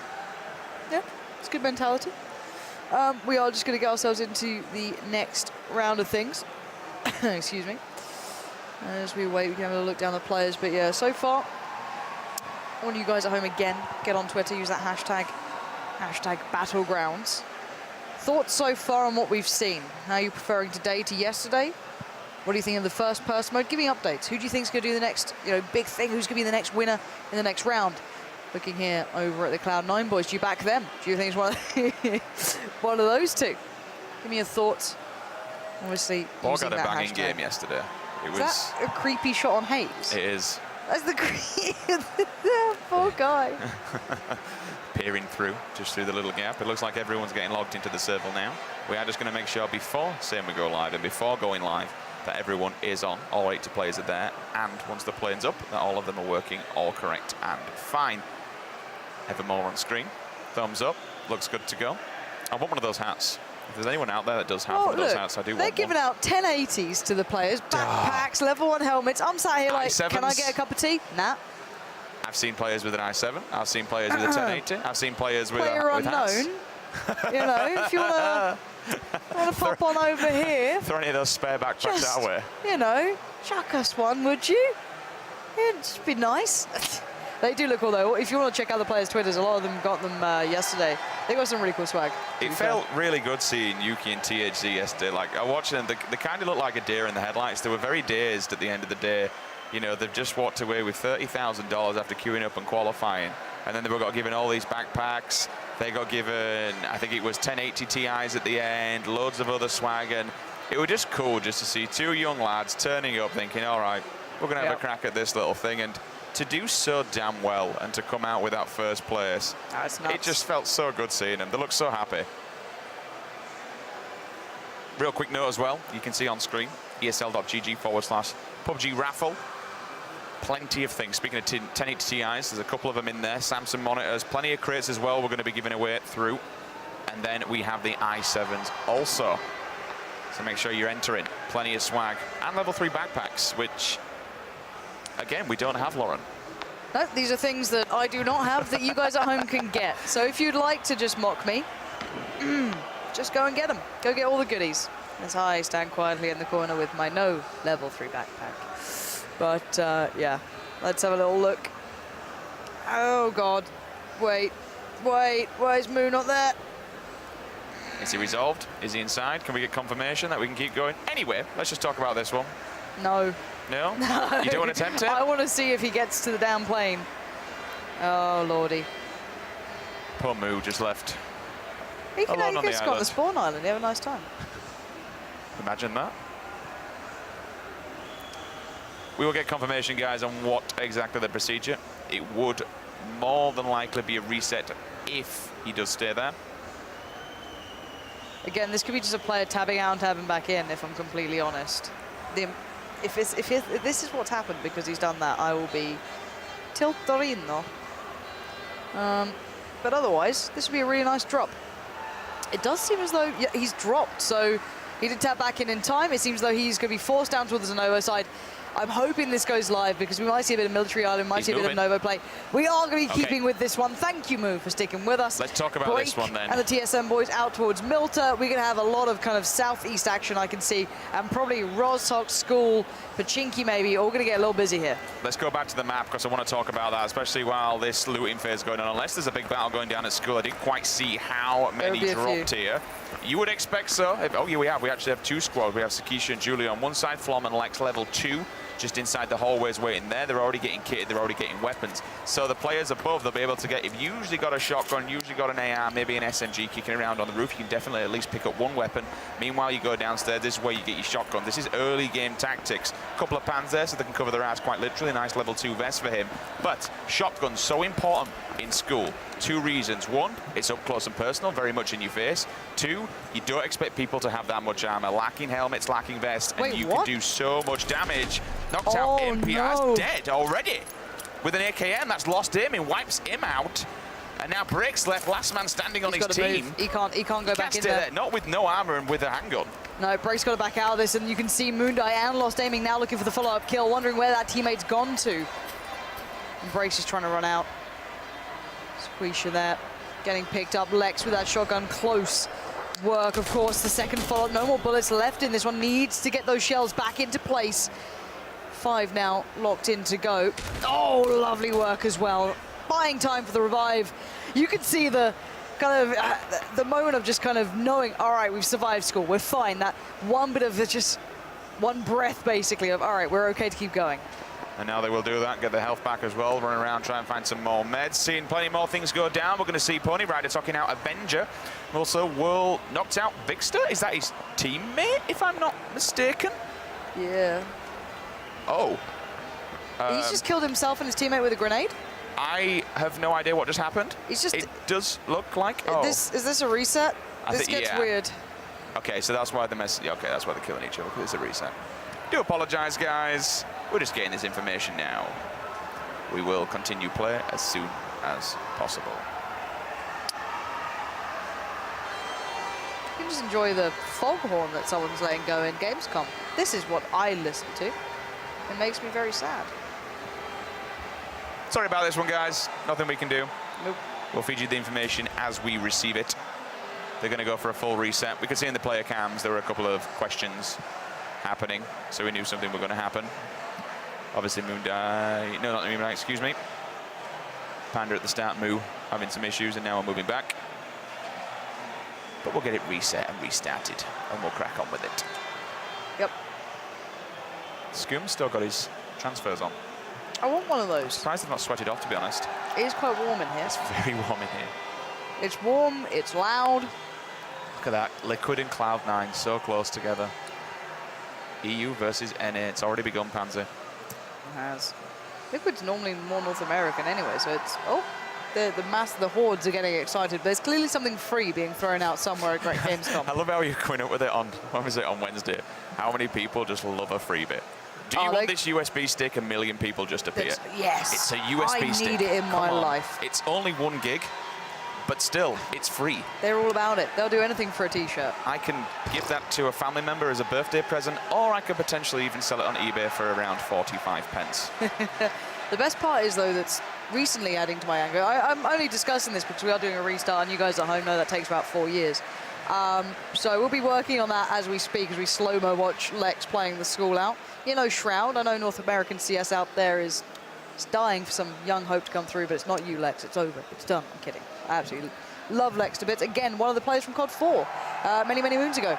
He's a very, very good player, actually. Obviously went into CSGO, but known back in the day for being part of the North American scene in Call of Duty. So, again, seeing these players come back through. All that aside, though, going back to things that have made me marginally grumpy today, people who sit down at convention halls, right? So this is a convention center. If you've never seen Gamescom before, you can probably hear the rabble of people behind me. There's really a lot of people. There's a lot of people here. It's kind of like an E3, kind of a PAX sort of thing. Just imagine a lot more humans. Now, at the moment, we're in a nice area. You know, there's walls around us. It's generally very pleasant. I think they're chanting now for free T-shirt, please. That's honestly USB. Not... There it is. It is. Yep, yep. 20 meg. Absolutely. We'll even get you 3 photos on it, but they want it. It's free. Love it. So opposite us, there's the Twitch booth. And there's loads of booths around us, to be fair. But people, for some reason, seem to sit down on the floor and just not move. And I've never seen anything like it before in my life. Imagine you're just trying to do your shopping, right? Imagine you're just going down, popping down to the shops. Someone in Sainsbury's or Tesco's, any other brand, you know, take wherever you want. Just have a sit down, so I can't get my milk. Do you know what's even worse than that? What? People who actually bring a small stool and put it in the middle. Oh, have you seen that? I've seen it. Like, little fold-out camping ones. You know what? Great to think ahead. I don't mind you doing that outside, but yeah, that's why cool. do it in the walkway? Why would you set up a camp and just, you know, start cooking food and building a house? You know, you don't pay rent for that. No. Please move on. People are trying to walk here. But yeah, I do want to know if you guys have ever been to a convention like this, and so you understand our pain. We're only doing this because we've honestly exhausted what we can say at this point. I could run you through the individual stats per sniper, but I just don't feel as though you care that much. And I'm pretty sure at this point, it was actually Spike, prior to this, who actually took down Ninja as well. So he had a really good position watching the cross on the push-up. So it wasn't even the 2 players that Ninja was fighting who got the kill. Then it was Spike watching as he crossed over. It might have just been like 1 shot that he hit, essentially, at the end of it. But still, yeah, there's just my grumble for the day. I'll keep you updated if there's anything else that marginally annoys me. But yeah, that's about it. There is only so many things we can talk about. And we can try and talk as much as possible. And we know that Twitch chat loves us talking and not starting the game. That's clearly why we're doing it. Well, no. Well, this is what we've told the teams, the production and the players. Don't start the game. We want to talk to the audience more. Please don't think that's true. I think sometimes Twitch chat doesn't understand sarcasm. They just go, she's finally admitted it. We now know the truth. The casters all these years have been holding us back. But we are maybe ready. I'm not even going to get excited until I see them all in the plane. If I see one plane, if one player's tabbed out right now, I will go over there and just clip him around the back. You know, don't make me leave this seat. Don't do this. Just tab in and just wait, chill out. You'll be good to go. Come on, you can do this. I believe. I'm actually in suspense now whether everyone makes it. Is it like the final circle? But anyway, who are you supporting? Use the hashtag Battlegrounds. Support the casters. Let Pansy know. 1 tweet a day can save 1 caster. Casters are for life, not just for Gamescom. All right? 45 seconds, we'll be finding out if this one is going to get underway with no problems attached to it. Hopefully that will be the case. I'd love to see a good old game. We'll start getting revved up once we see them all safely locked into the, I don't know, bit of metal that flies through the sky. You jump out of. I don't like flying. That's weird, isn't it? Never been a big fan. How does that amount of metal fly through the air? So comfortable. So comfortable. I had a rough trip a couple of weeks ago. Oh yeah? We had to go through a very nasty storm, and I was scared. Did you put on the soundtrack of I'm Expecting to Die, so I want to like listen to something quite cool? I put my hood up and put my head down, and the guy next to me was absolutely in hysterics because he was loving it. It was like a roller coaster ride for him. He had like a beer in his hand. He's like, oh, hey, this is fun. Like, no, it definitely isn't. Speaking of planes, though, it looks like this one has left the tarmac, so we'll see where she comes in from. Which side's it going to be?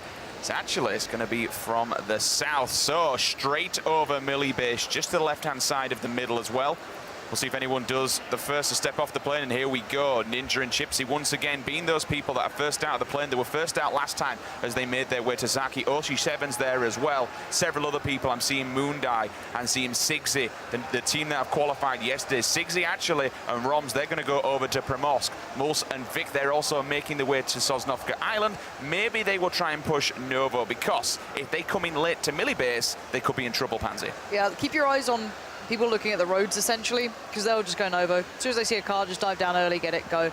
That's probably what I'd say the Luminosity guys are doing. It'd probably be the better choice. There's not that much loot otherwise around that area. Yeah, so I'd hope they're going to go for that. It's a good idea to get out as early as possible and just get that car, go Novo, get the safest loot you can. But here comes a spread up, basically. There's no like massively polar places to go to. Georgia Pole would be interesting to see if people actually commit to it. If they go for the early shoot pop, head over there. Maybe aim for a high loot or a high chance spawn for a car. Sigsy and Rom, as we saw earlier on, making their way to Prim. We'll bring that map up again. I want to see where more people are going. I want to try and build the story here where we're going to be seeing these fights and engagements potentially going down. People already landing inside Pachinki. This is Jimmer, one of our qualified teams from yesterday. Nice easy way to get a scar off the drop also. I'm actually hearing some shots here. We have a fight, same place from last time. Chappie, the C9 guys, they have landed already inside Pachinki, so wanting to claim themselves as the kings of Pachinki for a second time round. Anger will find himself plenty of meds, little Red Bull, cheeky Red Bull as well. Only got a handgun, so he needs to find a better gun very, very soon, but he's still got a mini compound. Circle has just popped, and they are at least inside it. Yeah, I actually like this compound. It's one you can Assassin's Creed across all the roofs on. Maybe not for the first loot. It's maybe a nice follow-up to if you get pushed out of Rozhok possibly and then head over. Can be nice, but yeah, he's found a Scarl anyway. He's got a little bit of armor, level 2 helmet. Actually pretty decent all considered. Did he ignore the angle? He did. He ignored the angle. Come on. All right, we've still got some shoots coming out. You can see going for the long parachutes here. Wow. Maybe heading over towards Mansion, but again, essentially, if we miss out on the cars, then we will need to have to go to these sort of things. Imagine if that car's actually following them, because he's following their flight path. Every time they move, no, he's actually going to die. Can you imagine if you're just hunting people down like Chad got done the other day when we just run them over off spawn? But some very long flyers. You can see 3 people still in the air. Yep. One shot goal, going through the motions. Good loot so far, actually. Everyone's getting pretty decent loot, I'm not going to lie. From who we've seen at the moment, no one's really suffering too much. I'm curious to see how the Novo play goes out, because I'm pretty sure we saw Vicstar going for that quite possibly, and maybe the, was it the Luminosity guys? The Luminosity kind of seemed, they were still flying at the time we looked at it, but you can kind of read what's going to happen, because there's absolutely no way you're going to fly north of the military base and then coming at it late game with 0 armor. Well, you know people are in there. Ooh, hello. See you later, my friend. Sigsy with the auto shotgun. Wipes out 5. I'm guessing that's going to be stat rather than 5 tat. Stat goes down. Many potatoes. Many. 5 to be precise. Indeed. But yeah, good pick up there. Nice little quick kill. It does so much. The SK-12 just does so much damage. Early game, it's lovely. Spammable, 5. It's the range for me. Yeah. Especially when you just crouch down. If you peek behind the door and you just lean, you can literally kill people straight down corridors. Yes, Naya, MPR will be turning up. Brick's already in the buildings as well. One team's there. 1, 2, 3, 4, potentially 5. Didn't quite catch it exactly. Roms and Sigsy, now they've taken out 1. I believe there's 1 shotgirl's going to be the last player on that team there. So they can still at least keep looting. They get a bit more time. They freed up some more map. Moving across. Naya play from TSM. But his teammate, MPR, has only just turned up to it. So I'm interested to see whether MPR does actually have any gear, so to speak, or he's just unfortunately turning up late after a very bad drop. I wouldn't expect TSM to do that. Luminosity are losing out on players, it seems like, right now. Drassel's down, so's JP. A bit of a scuffle somewhere. I'm not sure where that was, but you can see Break here trying to eye up where the opponents are, just purely because he can see the doors open on the roof side. Probably already has a good idea that people are close by. Listening out for sound as he holds the stairs. Full auto on the Mac 10 on the Uzi, should I say. Getting MPR into a good position. You can see them working together. He can be the kind of more static point and leave MPR to be more mobile, try and flank in towards it. He's going to probably mark up where he's hearing steps or where he expects. Flank, though. Yeah. All the way around. We saw this yesterday from Break, just marking the map. I mean, you do it anyway yourself when you do it. You look on the maps, you drop a marker down, and you give his teammates some information. He's probably gone into that building, though. Oh, the door's open. Did Break leave that open? I would say, oh, he's just round the... He's literally just at the door. He's right in between them. This could be huge. I don't... So many plays. He's going to spot him. He He's gonna spotted him out. This could be pretty much donezo. You can see instantly APR trying to respond to what he does as well. Knockdown means another player close by. He gets the spot as well. APR, what a lovely bit from Lucy Maid, though. Coming around and at least gets the job done, but couldn't follow it up. The sustain not there, of course. Break with a quick revive. I don't know if there's anyone near close by or anything to be worried about. APR should just go into the house for the safe revive. You don't see they're going, Break's just being a bit of a get. No, it's just so you get APR into the safe position. And you might as well use your time responsibly, shut the door, get the revive in. Exactly. TSM know what they're doing. And you can see there how they kind of called it out together. Unroot and Evermore, again, going for the really unexpected plays all the way up at Stalber. It looks like they've taken someone out on the way as well. Stoda up at the top there, just chilling on his own. Anti-Tinkerbell, Jad FPS, chilling up here in Yasnaya. MPI, you can see, you did just see that battle go down on your screen. Pony Rider and Avenger also in Yasnaya, so still 3 teams here, still everything to play for. Panda 117. He's given us the old hand cam to make sure he's not cheating. He's gone for the classic. I appreciate that. There's Gassy Mexican. We haven't seen much of this man throughout, but see how he's doing this time. So he's gone for the banana houses down towards the Military Island Bridge, basically. Not a bad shout. I always feel like you get Car 98s from it, though. That's but look, he's got company. Just about to say. The previous winners are here. You've always, the one thing I tend to find about this, because there's easy accessibility down to the military base, especially when you looked at the plane route that took, there's always a team seems to behave. And if you turn up late game, someone's like, nah, I'm just going to chill in these because it's so much cover. There's so much containment in them. But you mentioned it perfectly. They have our previous winners. And these guys are super, super aggressive. They've got a cracking shot on them, a cracking nice bit of aim. It's whether or not they know the people on the opposing side. I'm wondering if Mazzarini now might have spotted out that the doors are open in the other compound. I'm not sure if they have yet.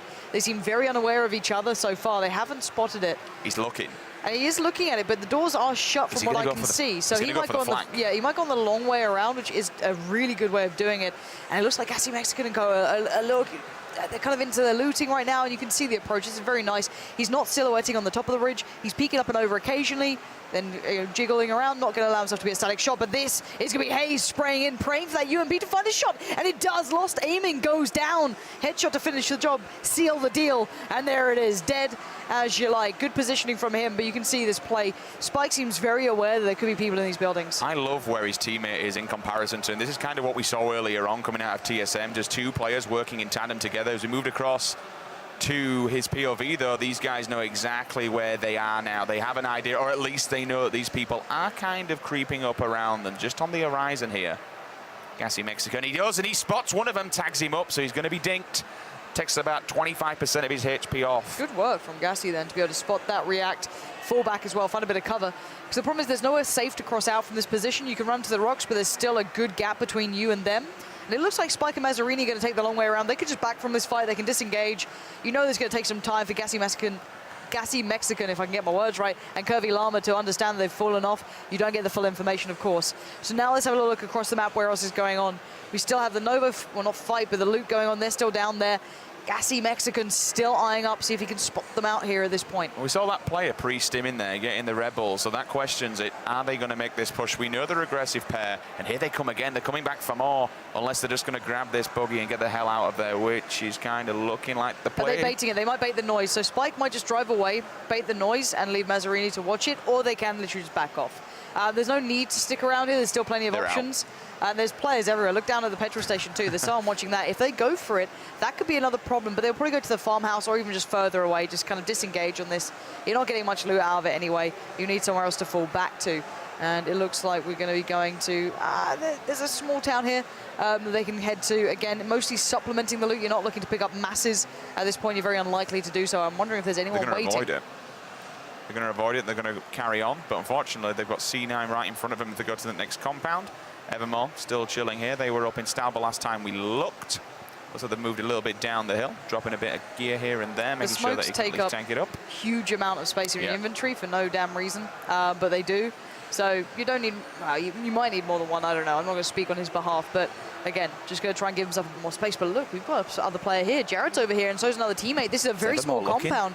It looks like they're keeping tabs on him, maybe, but I don't think you'd expect this. Unit's in a good position, leaving Evermore to do the looting. That's good. They're kind of working in tandem together. I like how Tinkerbell's looking out from the top of the building, looking one way. I'm not sure if they're aware at all. Below him, just looking out now. But they might have a bit of a block on the vision. You might not have line of sight. just purely because they're playing on the other side of the compound. So it's kind of more towards the south-southwest they're crossing out from. I don't think they're going to be able to see it. See how this one does pan out. Evermore, time to drive away, which they do. Teammate in the back as well. Let's carry on the loop phase. And they're just going to get the hell out of that town, and that squadron will at least be able to now know that they're completely out of there and gone, so they can carry on doing whatever they need to do. One Shot Girl is on her own. Liquid, though, Molman knocks out one, takes down Xeon as well with an UMP there.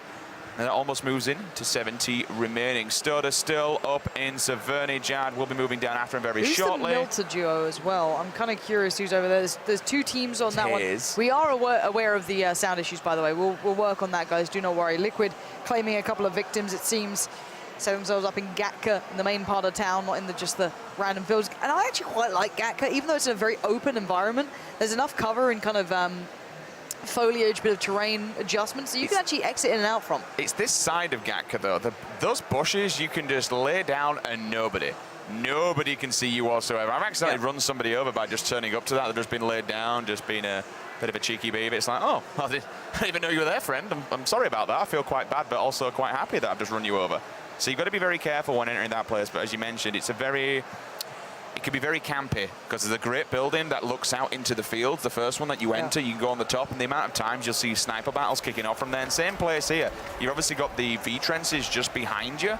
These V trenches, they're quite good for moving up. You need to be careful that you don't drive into it because you will get your car stuck. And now we'll just see Panda Gaming. They're going to wander around and make sure that everybody, this entire compound is clear. Puts his gun to single fire if he wants to try and one-tap somebody. Sakisha and Julia do have a compound of their own, though, and it looks like Sakisha's actually got eyes on Flom over there. Mythic just on the hill, laid down. And it realized an SKS in the back pocket also. So I think these guys know someone's around in this compound with them. It'd be great to see on the observer just exactly where this team is in comparison to them, because they're looking very cautious. They're opening and closing doors to try and bait things out, bait some noise, and also cover them, make sure no one's got eyes on them. Liquid, though, will just continue looting. And here you go. Now we know where they are. So Stylish Noob and Shaka, they're going to move into Gatka. But again, this is the building that I was speaking about, Pansy. Liquid are just holding it strong. They can get a full 360 vision. And because it's so damn high up and you do have that wall, it is quite hard to hit these guys. They can crouch down, especially because the guys are on the floor. You won't be able to see them. They can just bob and weave if they need to. Oh, this positioning is filthy. Gassy Mexican gets sprayed down, as does Curvy Llama. Those two finally made it out of the banana buildings, but got caught in the end. But these guys hadn't really moved either. Oh, and they had a level 3 vest as well. Gutting to lose out on that. That's some really nice loot, but sadly is what it is for them. But these guys were waiting in that gas station, probably hoping for the bridge crosses from the military island, but it looks like Adren's going to be unleashing hell with this full auto any second now. Rifle in hand, spots out one, sprays in. I prefer the single tap, and he might go for it. There it is, stone mounted on the receiving end. Beautiful stuff. And can they get the follow-up kill? Are they curious if there's another in the car? Where the hell is his teammate? Because I didn't see him, and that was a knockout. They're wandering around.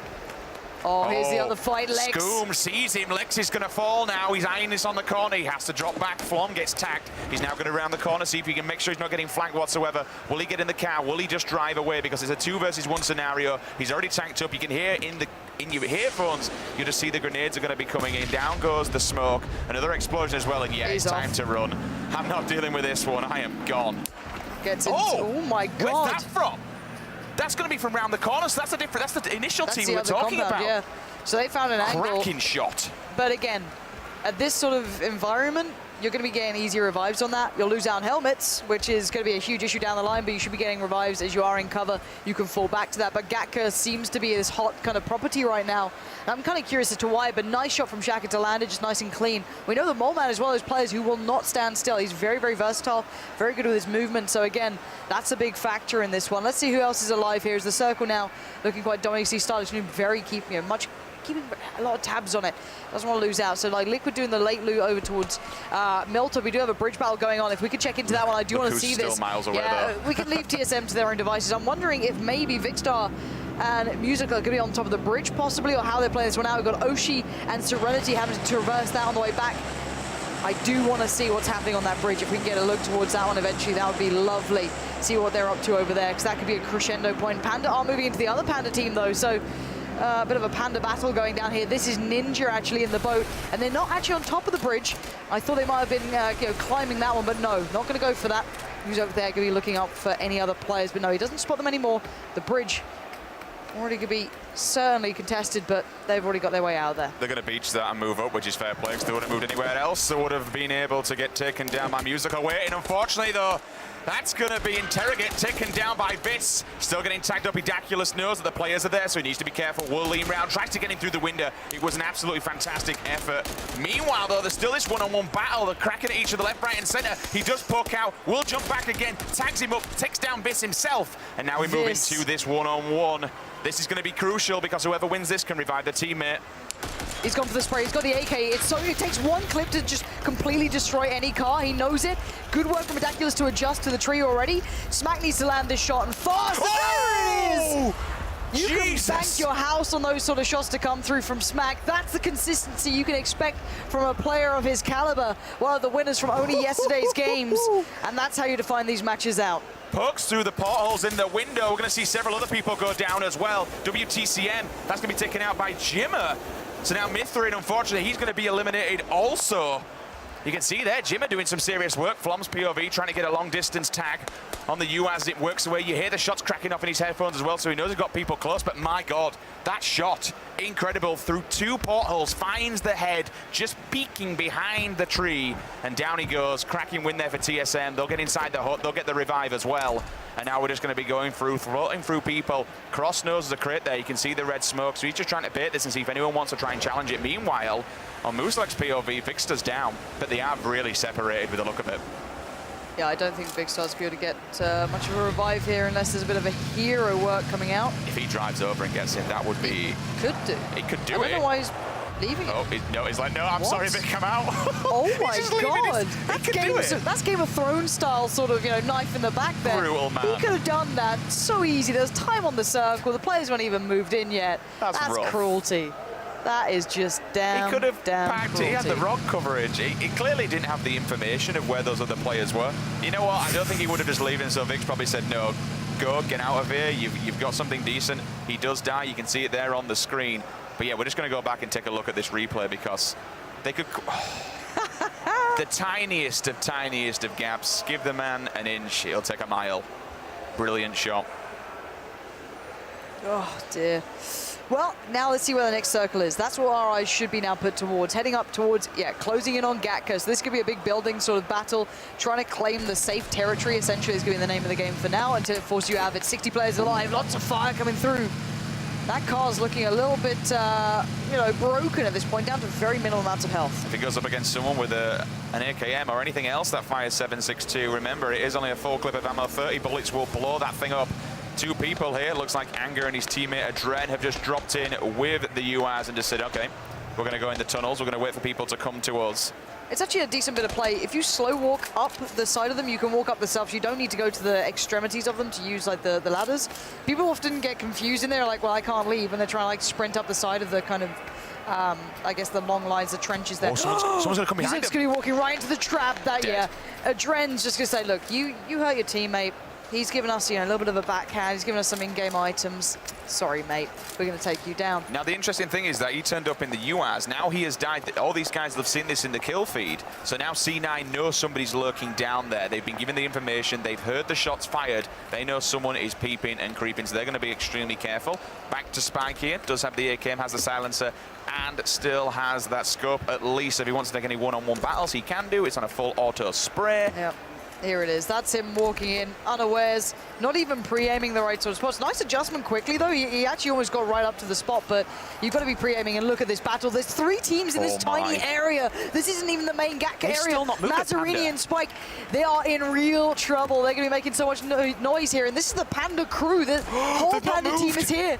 Oh, God, they're in the same place. This is going to be horrible to plan out. I don't think Spike knows this. They've closed every single door. They've completely baited up this building. They've not moved. Will they expect it? Did they hear something? I think he might have heard something, but there's 2 players' eyes trained on this. I wouldn't want to be them right now. Look at him. Okay, so they have information. They must have heard something. He's going to poke up. He sees one, drops back. Fair play to him. Will now move away. Those players have no reason to rush. They're like, okay, we need to run out of here. But they don't realize there's people waiting outside. They're going to fall. Brick takes down 2. Thankfully, Mazzarini's still alive. Only just. So many people inside these compound, both Panda teams, this team also. And again, when this circle moves, it's going to more than likely force them all out. The push back to where they started.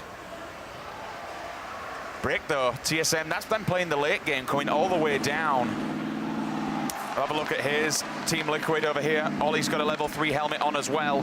He's in the driving seat. They're going to get tanked though. Hayes gets hit as well. His health goes even more down. They need to find a compound. They need to get healed up quickly.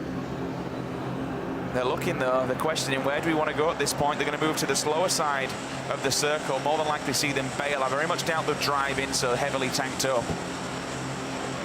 Still, Adrenaline Anger just chilling in the Hobbit Cave. Fair play to them. There's no reason for them to move whatsoever. You don't have to do it. Serenity and Oshi still alive. ACOG on the M4. If that's got some really good gear, like a stock on it also. This could be nice. Good tag Great as well shots. towards Steve-O there. But she has the blue against her. She's got to move herself in as quickly as she can, and she knows it. You can see the panic there. She knows that she has to make a move soon. They're not that close, about halfway. You can see the running man midway through. Oshi is going to try and quicken this up. She's going to hold the angle so he can't peek, but Oshi needs to alleviate the player by the tree, find him as quickly as he can. Otherwise, they will not be able to move. There it is. Suppressors on board. Land the shot, Oshi 7. Otherwise, they are going to die. Knocks one out. Steve-O down. Where's the teammate? They're working in tandem, though. They're working as a duo, and that's exactly what you need to do. And now be telling Serenity to move into a better position so she can try and tap this guy and force him out. Oshi on one side, Serenity on the other. This should be good night, bye-bye. Finally, he does drop, and now these guys can move. Meanwhile, Spike's trying to flush out the Panda guys. 9 times out of 10, that always bounces back and hits me in the face. I've killed myself so many times. It's not even funny. Mazzarini and Spike need to be careful, though, because remember, we've still got Adren camping the caves here. Look, there's players everywhere. This is what happens when you put this game into a LAN environment, lots of pressure, and you value the basically staying alive to the very end. And oh my God, they're seeing them all. The spray comes in. Mazzarini's found Borg. He's looking for more. Spike is there in tow, but they split up. Could there be players here? They haven't cleared these buildings all that meticulously. There could be problems everywhere, but they've just got to commit. They have to find somewhere quickly. The revive's coming out, but look how low Sweater is as well. This nade could be deadly. It goes in. No, excuse me, there's a smoke. This could buy time. This is going to cover the sound. He's going to go on the flank. You can see how aggressive Spike is. This guy wants blood. But where's Adren? In all this time, where are Mythic? They're still in these tunnels, I believe. We need to get that Observer POV on just to show exactly where people are, because C9 are trapped down there. We've got Mythic down there as well. In fact, no, they've moved on to the next set of tunnels. They've moved up. C9, though, will get their health completely back, and now they're allowed to move forward. Mazzarini and Spike do have the backs to them, so if they go forward, they might be able to get some easy shots on them. They're now poking, they're now peeking, so they've read the information. They're going to go in the hut, they're going to get ready, they're going to lock the doors and just hope and pray to God that they walk on by.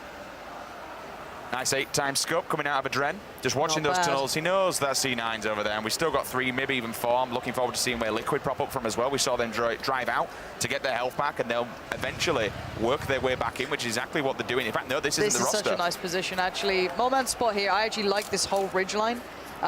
It's got great cover to it. You can actually play off the back of it. A couple of shots here, there, and everywhere. Got a suppressor out as well. And you just get really good vision. Once that next circle moves in, he'll have safety from the kind of east. So you've got to watch the east for a little while, basically wait for that to push up. Once you get that, no players are left in there, or you imagine no one is, then you can move on. But look, we're going to see Noble, and now look who's moving towards it. But look who's in front of him. There's going to be a 3-way fight. Basically, Liquid shouldn't be involved into this. You're going to hear it behind them, though. Mazzarizi surely going to be found here. Yeah, Daz is doing the job, and yeah, these guys are going to spray in. That's going to be Liquid finding so many people. Ninja finds Stoner as well. Liquid finds another one. Spaj answers back and at least takes out a Noble player. And that's going to be Boom, also falling to the hands of Scoom here of Team Liquid. One player just driving around being a nuisance on the buggy, making lots of noise, though, so they're giving more information. You're hearing the shots. If you can hear them, they can hear them also. But look how many people, they're just over the ridge. Oh 3 my teams God. all lined up. Make that 4. Look, I knew this was a good position. I don't like seeing that many people there, but here comes the kickoff. They are somehow in this fight. I do not know how they've managed to survive this long, but the Blues moving in. He's got to run, but look at this fight. Everyone's terrified. Cloud9 have the buildings. Liquid have the ridgeline, the trees that contain players as well, but Cross managed to find them, so it does seem as though the Cloud9 boys are going down as we speak. Scoom spraying in, hoping for a shot to find itself. But we have 40 players alive in this tiny, tiny area. This is nuts. I can't, you know what, when you look at this, look how close they are to one another. They must absolutely know where people are. We'll see Sakisha knocking out Cake. Serenity has finally been taken out by the play zone, so she must have fallen earlier on. Either that or they just didn't have the vehicle to get up there. We'll also see Flom dying from Daji. She dies as well from the play zone, so they two just couldn't get back in time, which is a little bit unfortunate. And now we see Ninja. He knows where these guys are as well. He wants in on the action. Thankfully, him and Chipsy, they're both still alive. They've got plenty of time. But look at Stylish Noob and Shaka Pansy. They have absolutely no means of escape. If they go left, they've got C9 to deal with. If they go right, they also have Yamaton there as well. We'll see Sixy, unfortunately, taking out Molman. Yeah. So Scoom's in a bit of a problem. He's throwing down the smokes, trying to get his teammate to crawl back in. But there's nowhere safe. With this many people alive in this area, someone's got a line of sight on you. He's going to take the risk, take a gamble. He wants his teammate with him. That's completely fine. No one's going to make active moves here. You can see the Panda guys having to throw themselves into the action now. There's still a lot of teams towards the north, and we are seeing a lot of kills come through. TSM losing out, I think, on 2 players there in the end. So they are going to be just forced to make the moves eventually coming into this circle. Everyone left towards that northern side. They've got to work their way in. Ninja takes out 2. I believe that was both 117 and Obang, so both of them will fall. As we did just see, 2 more players. That was, I think it was Smack and Viz, if my memory is not mistaken. Yumru and Evermore still alive. They're outside the circle. More than likely watch these guys to get fully tanked up and come in at the last minute. Oh, there's a reason they've not moved, because they've got Sigsy and Rom in the exact same building. But you don't get away with this camping style for long once that blue circle is going to move you out. One of these 2 teams are going to destroy each other. They're playing for the long game, which is fine. But they've got to take the fight right about now. And there's no third person in this. You've got to just get in and check what's in front of you. Unroot's going to have to do the same. Again, they're taking their time on this. They've got the slow side of the circle, but they can't sustain it for long. The kills are coming through here. Yeah, there it is. Shaka again, going to be making the kills count towards Drifter. Ninja still alive, finding a couple of kills here and there, but Evermore has gone down. Knocked out for now. Ollie's on the run. He's got to move as well. Scoom closing in towards the circle, find a bit of safety, waiting for that circle to close in so he can get himself some sort of modicum of any safety in this situation. But we're seeing, this is what I mean. It gets so manic at this point because people are playing so campy. They're scared of getting into the circle early, taking these early fights. You're left with 30 people. So 22 now alive. Quick kills come out. Ninja now eyes it up. He's in a good spot. Lots of cover around him. Lots of bits to work with. This is nice. The circle's even good as well going forward. So him and Chipsy, I got to say, positioning, if they can try and close out one side of this, they're in a very nice spot here. Forzen a mile away from this. Tinkerbell up in towards the north. You still got TSM. You still got Break alive in this, trying to fight his way in, but they've still got so much room to work through. The blue is taking so many people. It's causing so many fatalities here. You can just see them, 1, 2, 3, all dying from outside. Meanwhile, Liquid, they're still staying alive. It's a good job from them. Mumino, you saw him pick up a couple of kills earlier on. He's moving towards that slower side of the circle, but he can hear it in his headphones. Honestly, these bullets and bombs are just going off left, right, and center. These guys are starting to go into panic mode now. There's only 18 alive, and this is coming down to a very small circle. He has been seen. 1, 2, 3. He gets tapped. Scoom says, see you later. He goes down, and now we move back to Jimmer. We'll see exactly who's around his POV. Just hiding in the long, tall fields, which is fine, but he's going to have to move, Pansy. That circle's going to come in 30 seconds. He's hoping someone else goes first, just to get a better position, basically, on the leaderboard, which is, it's understandable. I don't blame him, but a bit cheesy, as is most of this. And Dingus Khan gets found.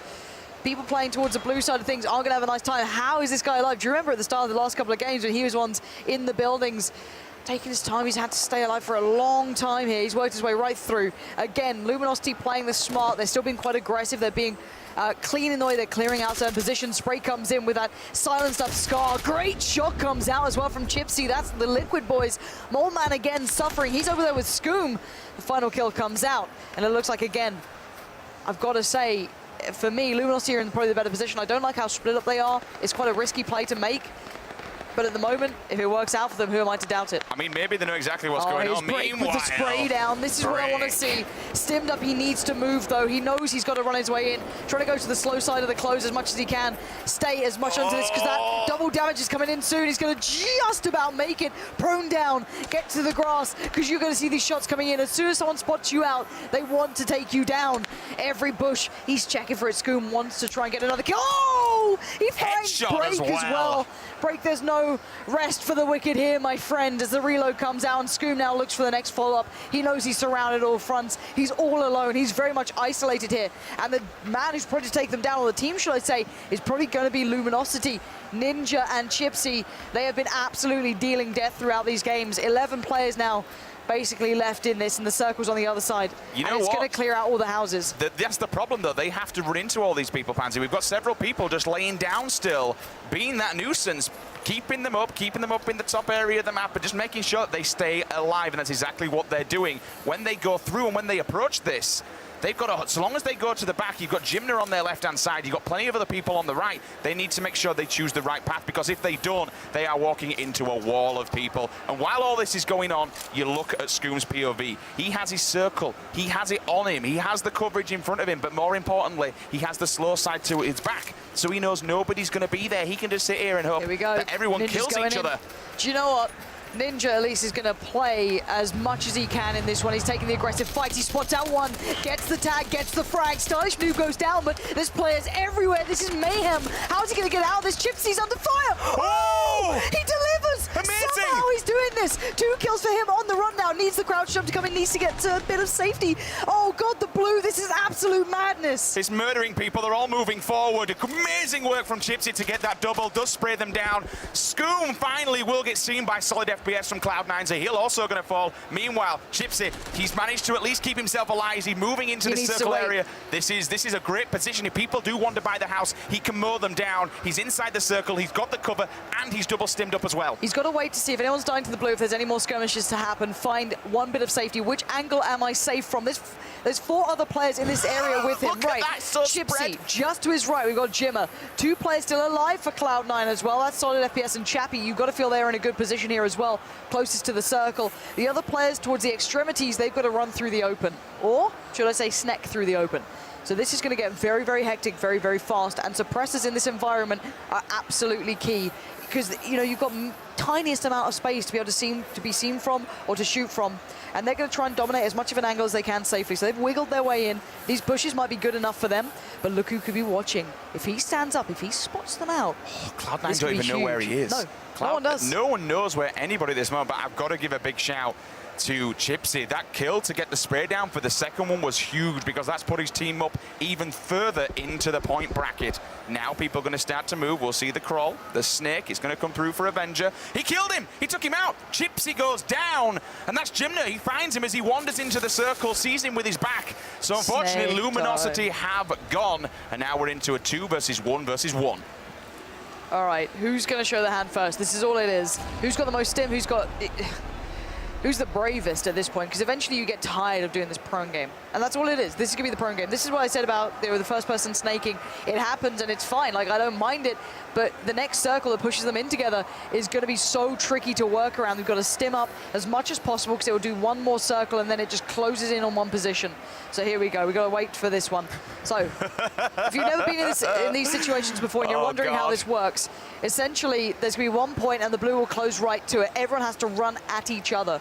So whoever's the most stim will have the most sustain. Or you just go for the kills as quickly as you can. And there's one. Chappie does find Jimmer. Now we're into a 2v1. My word, this is getting a little bit tense, to say the least. This should be in Cloud9's pocket. They're going for the aggressive push. They're all peeking up. It. Yep. They're kind of trying to find him. They should be able to see him. He's got height advantage. He might be able to catch a glimpse as soon as he does, though. And he does spot him out. That'll be 2 people raining down bullets. I like this, though. He can at least play him. He spots them. Okay, no, he needs to play a smart game. He doesn't need to take the instant fight. He needs to know where they're going to move from, so when he stands up, he can just pre-aim that spot. Simple as that. Now, if I'm Cloud9, I split up slightly. I put myself into 2 positions. He has no boosters. And yeah, that's what he's looking at. They're all looking for boosters, because that timer is running very low. The circle is going to shrink, and it's going to be absolute madness. Full auto time is about to kick off. He needs to land these 2 shots very quickly. They've got an idea. They're working it out very slowly. He's still looking at the opposite side. So he knows where solid FPS is. He does not know where Chappie is. Chappie will probably be the guy who gets the kill in the end, but it's all on him to make the play. They're both looking the opposite way. All right, we've got to wait for that blue to move. Once this starts to go, it's going to kick off. Okay, so they're both spun around on a pinhead, so they're both thinking, okay, he can't be on this side. We checked every single bush. It's fast as well, this blue. It's not slow. It's gonna push, and it's gonna hurt. You've got to move. He spotted out Chappie. Right, he knows where both players are now. He can either take the fight now, or he knows exactly where they both are once that circle moves in. Yeah, you can see him pre-aiming it. He actually might have this in the bag. This could be so sick. He All has right, the a couple more information. This seconds. could be the best 2v1 we've ever seen. He has the information. They still have no idea where he is. This is the sneakiest thing I've ever seen. All right, when's that Oh, circle? no. He's Go for it. Come on. No, he's waiting so patiently. They still have not seen him. This is outstanding stuff from this guy. Pure patience. And when that minimap updates, have they spotted? So he actually, someone scoped in on the opposing side on this area. So yeah, they have. Yeah, They knew where he is. there They it did is. just catch the side of him. Solid FPS comes in. Winner, chicken dinner. Cloud9 take game number 2. They literally just saw the shoulder of him. Avenger poked out just a little bit too much, and you kind of saw what he did. That one player scoped in, they both backed off, he called for some support, and then both of them like, okay, he's in this bush, just melt this kid. Game 2 goes in their hands. Yeah, that was actually pretty tense though, but you can see the difference, a second it can make. If he took that fight initially, if he tried to engage, if he was hoping for the long run, but a second that they saw a glimmer of it, they had to take the fight on it. It was too much RNG up there, too much risk essentially would be left over, too much that they couldn't define. But nice play from him, smart play. Probably quite disappointing for him because he had chances. He had so many moments during that game he could have unleashed, maybe found one, knocked the other, gone for the aggressive play. So we've seen two polar kind of situations work out here.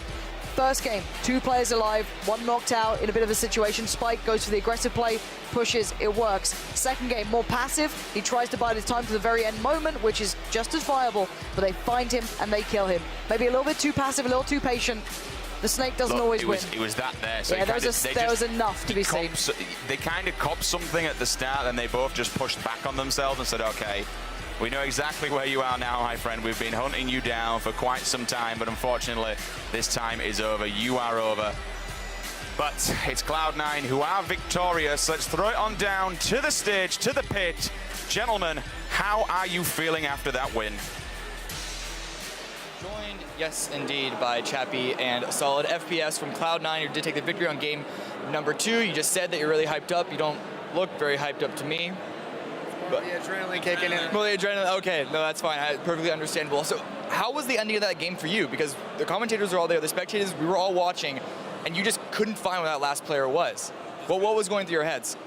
Well, we knew he was prone somewhere. We just couldn't see him. Like, it was really hard to see. I don't know.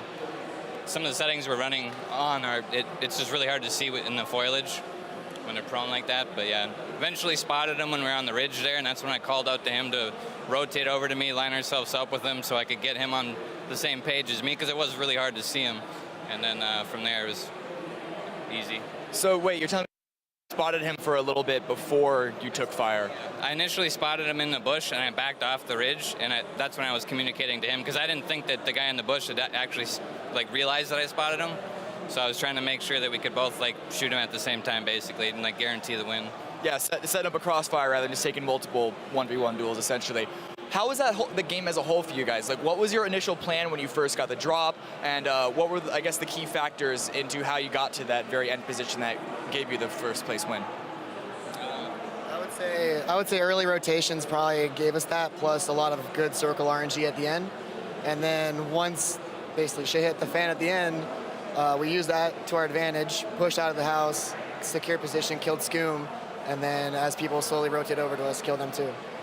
There, at the end there, in that particular area, there was a lot, because it's very rare for, not very rare, but it's unlikely usually for buildings to have that much of an impact on the final few circles that close to the end. This time we saw a couple of huts still in there pretty close to the end. Because of that, we saw a lot of chaos near the late game where we cleaned up the last couple of teams leading up to the 2 or 3 at the very end. Is this sort of chaos, is this a environment that you guys feel like you thrive in, or was this really out of your comfort zone? I feel like we're fine when it comes down to the end game, and chaos, it's something that, I don't know, happens all the time back home when we're playing online. End game's usually pretty chaotic, so we're pretty used to it. So, your other members of Cloud9 got second place yesterday. Are you feeling amped up? Are you feeling determined to beat them and take first place on here today in first person? I think the overall goal is just to have Cloud9 placing in the top 4 or 5, whatever it might be, for every event. So we're definitely happy for our teammates yesterday, and we're definitely motivated today to get ourselves up there. So All right, well, good luck to both of you on the last game coming up. Before that, though, we're going to go to one more final break before we get into it. First persons here at Gamescom. Ladies and gentlemen, welcome back to the PlayerUnknown's Battlegrounds Gamescom Invitational 2017. We have just seen Game 2 go down in an explosive fashion. Plenty of people going down to that final circle. Quite a lot of deaths coming out of it, but potential for a 2-on-1 scenario didn't turn out in the end, and it was C9 that obviously came out victorious. Yep. Just a wild game, and just kind of shows you and puts it really into perspective, Pansy, how good first persons really can be. Yeah, no, I'm really enjoying first person. I don't actually like the kind of grass endings as much personally. I think it's a little tricky to work around, but that's just personal preference. I know a lot of players actually really do enjoy it. But for me, it was very tense again. I think you get to see more skill here. I think players need to stop playing so scared because, again, you're seeing... So in third person, for me, players were able to get to the top 5, top 10 being incredibly passive because you have the third person view around you. You can be far more calculated in that aspect. But it doesn't necessarily, to my taste at least, show what I like about the game, which is playing for number 1, for those skills, to get to the top position. Now, in this one, you're seeing the players of a similar nature who were playing for that long game, the long con as such, not having the same sort of advantages. It's mostly going towards the players who are having higher kill counts, and that's being shown so far. For me, I think, again, players need to pick up the pace a little bit. Having 40 players alive in that tiny circle we were basically on was ridiculous.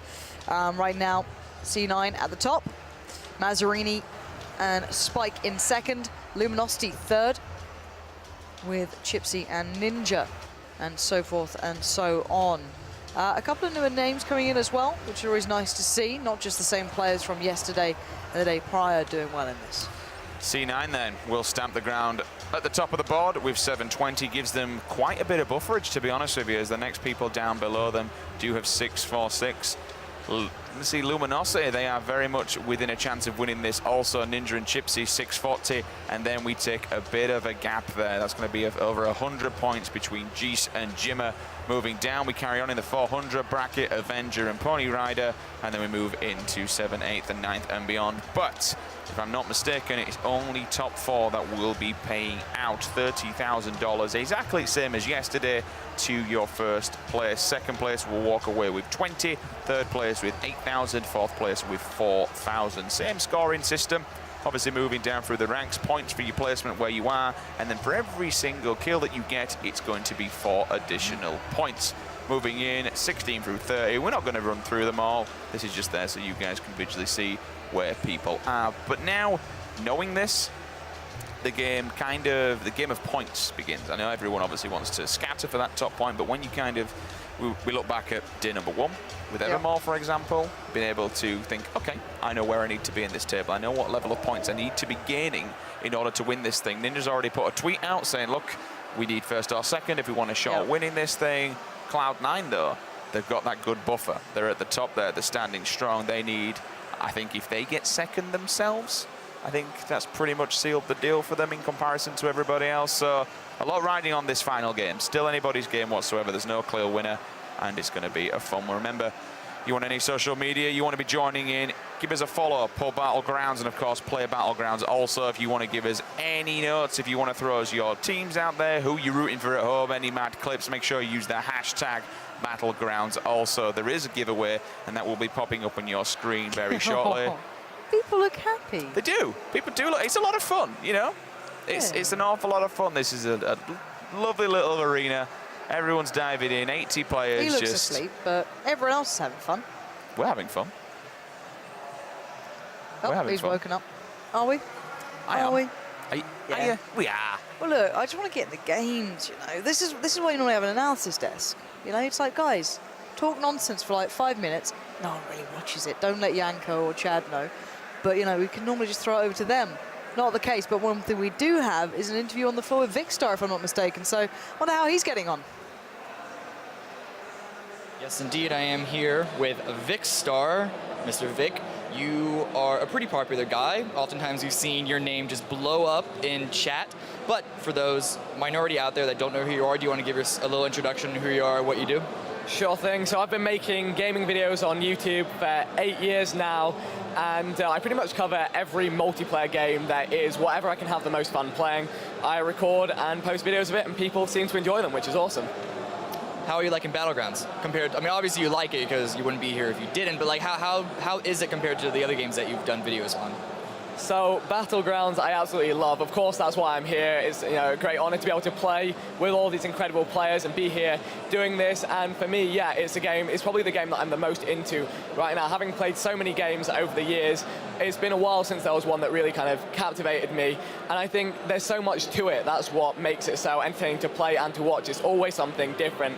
You'll have heard kind of everyone in the interview sections here saying that it's that uniqueness about it that I think makes it so rewarding, and that huge skill curve. You never really stop getting better at the game, and I think that's so addictive and enjoyable. So you are a YouTube creator. You make YouTube videos that's related to live streaming, but it's not exactly the same because it's not all done live. It's in your own little office, doing your thing on your own time. This is obviously a big, giant step away from that. What is this experience like, jumping from making videos to being not just in a live environment, but in a live competitive environment? For sure. So I do actually a combination of the both. I do live stream content as well as videos, but it is mostly video content, and it does, take away a lot of the pressure. There's, a nice thing knowing, oh, if this goes awfully, I can just pretend it never happened. Whereas, yeah, here in this environment, there's a lot more pressure than I thought there would be. This is the first time I've ever competed in anything remotely competitive with respect to gaming. It's always been the entertainment side for me. So trying to do entertaining stuff in here as well is very, very difficult. We managed to ramp a UAS onto a building in the final zone in yesterday's tournament. So doing stuff like that is kind of very difficult. And it's, a lot more pressure than I thought it would be. Some of the players here are incredible. And just seeing them play kind of reflects that. I had a question, I just blinked on it. Would you do it again? Would you do this again? If asked to, of course. Definitely would love to get involved in more stuff like this. It would be cool to see a tournament purely with entertainers playing, because it is really difficult going toe-to-toe with the professional players. As someone who's not really had time to practice much playing the game, especially in a competitive environment, I have a lot of other games and things that I cover, so I'm not able just to play the game all day, every day, which is what a lot of the pros do. And obviously it pays off hugely for them. I think that would be definitely interesting to see the way the playstyle differs with entertainers playing in one game and pros playing another game. All right, well, good luck to you on the final game as well as the squads on tomorrow. We're going to go back to Pansy and Sims one more time while we go into game number 3 to finish all this off and crown our winner. Back to you guys. We most certainly are, and it's going to be a heated one. Everything on the line. Cloud9 at the top, Luminosity Gaming just behind them, and then plenty of other teams still within that first place bracket should they get a decent finish in this game number 3. And speaking of Ixter, yesterday we were looking at kind of his stats and how he was doing. We were saying he's had some really, really good games, but then again, this man plays everything. He's played every single game I've ever seen. He loves a good challenge, and even saying it might be nice, still putting up decent numbers against players that are a much higher skill level than him. Yeah, the thing is that there is a big difference between people who are purely entertainers and people who are wanting to be competitive players, and there's nothing wrong with that. There's two completely different styles of content creation. I think there's room for both. I think you see obviously the disparity of it when you get to these sort of levels, and kind of different people liking different things. But at the end of the day, I really like watching people like Dr. Disrespect, for example. I think he's really funny to watch. But then if I actually want to watch someone who's good, no offense. Wow. Look. Wow. Look. You're gonna poke the bear. I'm a member of the here. Slick Daddy Club, all right? I pay for the right to be abusive. No, but he is a very good player, very diligent. But if I really want like someone who's kind of the more extreme level of being a better player, quote unquote, I'd be looking at Break maybe, or Shroud at the moment has been absolutely tearing people apart. The more time he's put into streaming now, it's just like, damn, that guy's kicking off. You see the clip that was tweeted out the other day where he literally lands on School, and I think it's don't know how many minutes, 9, 10 kills, just walks around and cleans house. I think he's such a mechanically good player. He loves to take a fight though, doesn't he? Yeah, he's incredibly not aggressive. And at the very start of the game, before people worked out how to do like the spamming, even when you don't have it on full auto, for example, you can shoot incredibly fast. If you watch Shroud even back then when he was playing with Skadoodle, just playing on Twitch, just casually playing, the guy was just an animal. Like really, really good. He's one of those players you can just watch and think, all right, that's very nice. The one thing that I get from watching Shroud though, when you watch him, it doesn't look, and this sounds strange, but He doesn't look like he's trying. He's so calm, so relaxed. He's Shroud, he's just though. not sweating. He's just, he's dead. Shroud has no He's dead. emotions. I'm certain of it. All right.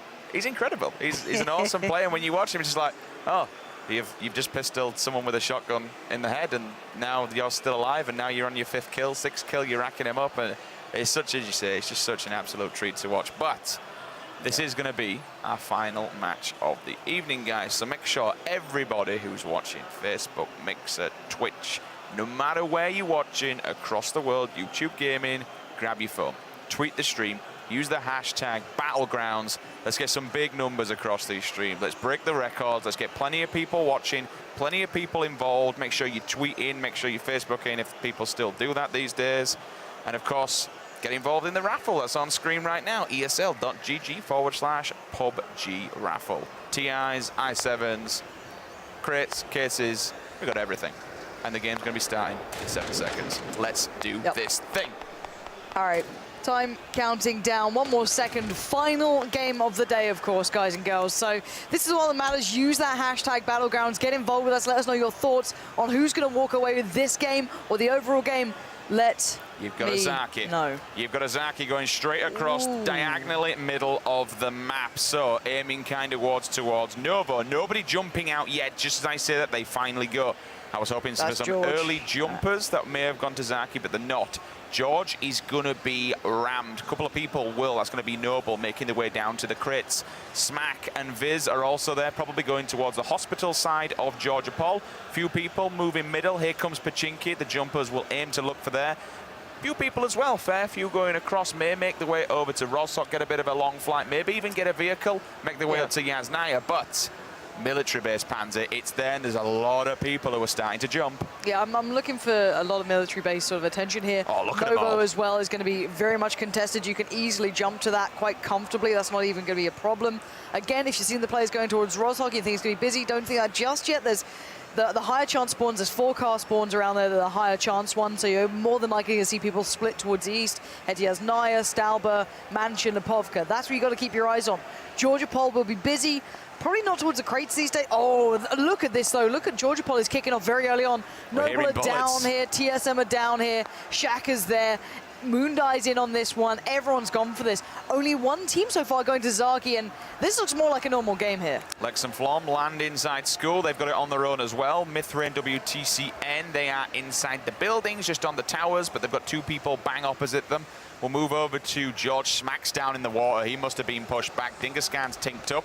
We'll go on board one of these players. It's going to be I Am Lucy May. These still are over at school, so we need to get eyes on George because that's where the kills are going to be coming from.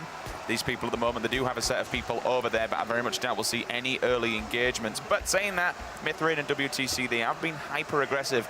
Meanwhile, Lex and Flom, they can just chill. They can get geared up. No one's over here at school. It's going to be that George area. There was, what, 5, 6, maybe even 7 teams potentially? But the thing with Georgia Pol is there is enough kind of boundaries there. You see all the walled sort of environments. You can isolate and you can kind of make your way around that. You don't have to take instant risks, or you can get run up on, obviously, but sound is imperative at this point. And okay, we've seen WTCN and Mithrain here, both being very diligent at playing from this area. We saw them banging out shots towards the school not too long ago, so keep in mind they'll probably win out on this battle. But let's have a look at the spread over here so far. Ooh, I spoke too soon. I'll never do that again. But yes, there's a lot of teams over by Georgia Pol right now. We'll see what comes in as we scope out, and now scope in. Here we go. So military base. We got 1, 2, 3, 4 people down here. Anyone over in towers? I'm taking a quick look. It looks like nobody's there. No one's looted them yet, so a good even spread. A couple of people over in Nova. 2 people down in crates. That's going to be Noble also in crates down on Georgia Pol's side. And at the moment, we're just trying to fan things out, see where people are. C9 down at the bottom, that's going to be Borg and Sweater playing the late game all the way down in the south. 2 teams over at Novo, plenty of people down in Milta also. Quite a few as they move up through Milta, through the rest of the buildings. Hotted's in a car, he'll be working his way down. We got 1 team over in Yasnaya, and then things are starting to now kick off what looks like Roz. There's a few people over. In fact, there's 2 teams at Roz, but it looks like the buildings and school.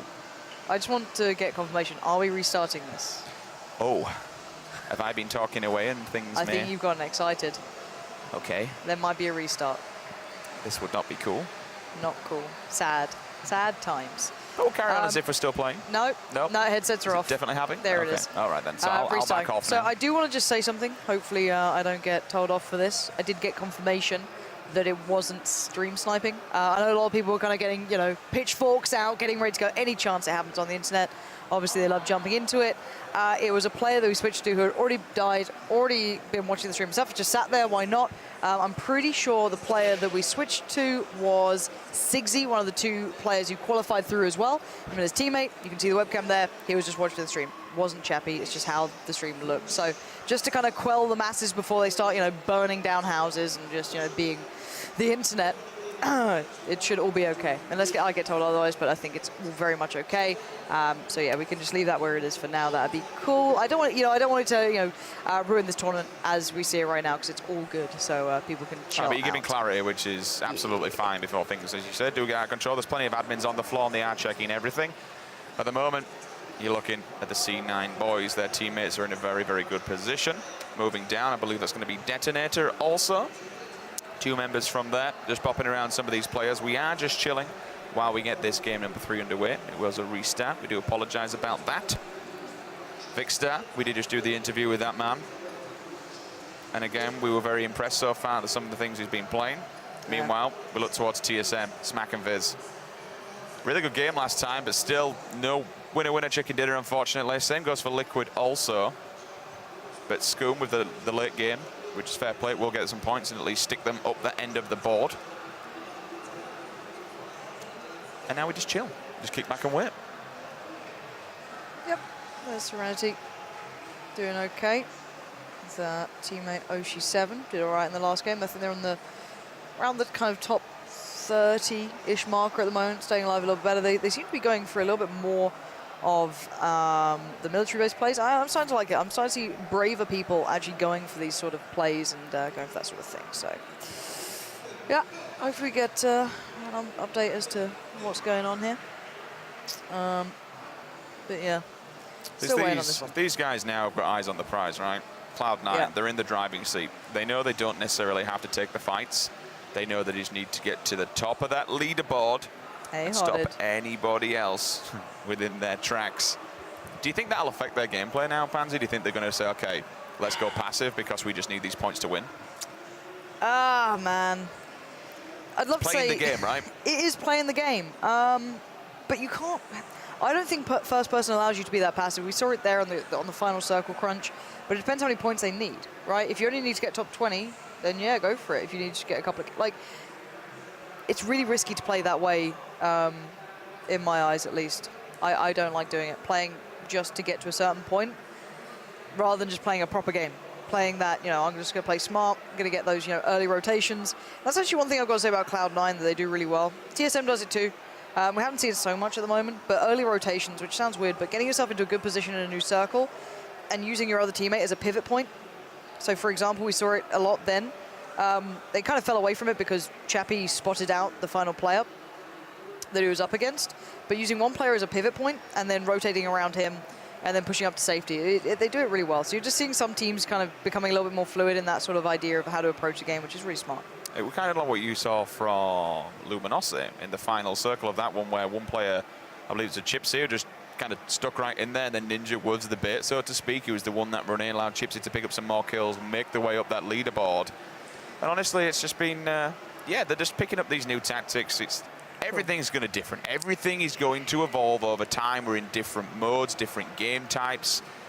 And then tomorrow, everything comes together. We go back to third person, and we get on with the teams. Quickly, if it would be possible, can we see the current standings? Going into the final game, of course, it's kind of the big one. I want to see the front page of it. I don't really care about the others. I want to see the most likelihood going forward in this. That'd be pretty useful if we can get that up on the screens. I don't know if we can. Obviously, I'm just being a pain in the arse asking for this. Here we go. All right, so far, let's have a look. So I just want to get the rules set up. If you guys want to check it out, obviously you can on the ESL website. That's still there near the qualifiers. I just want to see the value of points. And I know this is kind of boring to look at, but it does make a big difference when you get to this point. The thing is, what gets me when you talk about the points is the difference between first and second. There's a big difference there. That's kind of just... Yeah, there is already. Cloud9 have carved themselves a great lead, one because of kills being there, two because of good positioning on a regular basis. But what you're looking at as game changers is, one, I'd say obviously top 2, 500 points for placement for the #1 position, 2, 360, 3, 290, and that goes down to about 6th place.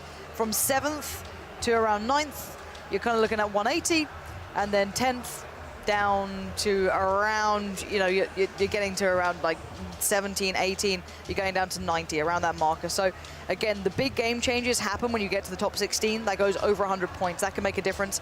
Kills still, sadly, don't equate to much in this. 1 kill in duos and squads, which we're playing right now, which is a duo, is 4 points.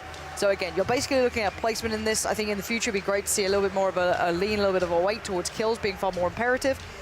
But yeah, it's about placement. For big swings and big changes to happen, you go looking at the 100, so from basically 16th and up, we could see game changes. I think it'd be fair to say 1 through 3, they've got a nice little buffer, so they're going to be looking to do the same placement again. They need a top 3 finish, absolute minimum, to try and kind of catch up with Cloud9 or seal the deal for Cloud9, for instance. 4 down to around about maybe 9th. They need to either find top 3 early on or just hope and pray that the top 3 have a really, really crappy game. They die early and then they're not going to back those points. Anything can happen in this game. And that then gives people like, you know, you're still looking. You've got Brick and MPI, you've got TSM in there, you've got Liquid. You've got plenty of other teams. You've got these invited teams as well. I think there's 1, 2, 3 invited teams, 3 qualified teams through the Open that also could potentially win off the back of this. Anything's still possible. It's going to start to get rough when you're looking around. You know, you've got Ollie and Hayes are in quite a difficult spot. They've only got 306 points. If they get 500, if they win, what's that, 5, 6, 800? That only puts them 100 points above top place. Yeah, so again, it's you'd have to hope that the top tier teams get denied of going any further, essentially. So a big denial towards that. So you need to stop Luminos team, Mazzarini's team with Spike, Cloud9. And then going forward, you'd have to just hope that you get good points. But yeah, hopefully we get an update as to how this is getting on. Teams have got headsets on, so hopefully it looks like maybe we're going in the right direction. But yeah, it's been a long day. It has. It has. Be a lot easier tomorrow, a lot more smoother. Obviously different things running the... tomorrow should be nice. I'm looking forward to seeing these boys in action. I think it's... What are we saying then? Any initial thoughts about that one? Slow? Fast? In your face? I can't tell you. You know, I would have hoped that people weren't as passive as they were when we got into this, and they have been. But it's just how it is. Yeah. Right. Once we get update, guys, we will, of course, feed this back to you. Right now, we're just waiting for all the players to be inside the lobby, get the lobby live and make sure the game is crisp, clear, and ready to rock and roll. I'm going to go look at the hashtag. We're going to have a chat with you guys. There you go. Because, yes, it's been a while, hasn't it, today? Bit of a long one. All right. Are you chatting with Twitter or are you chatting with Twitch? We got a little chat with Twitter, because it's more contained, you know, slightly.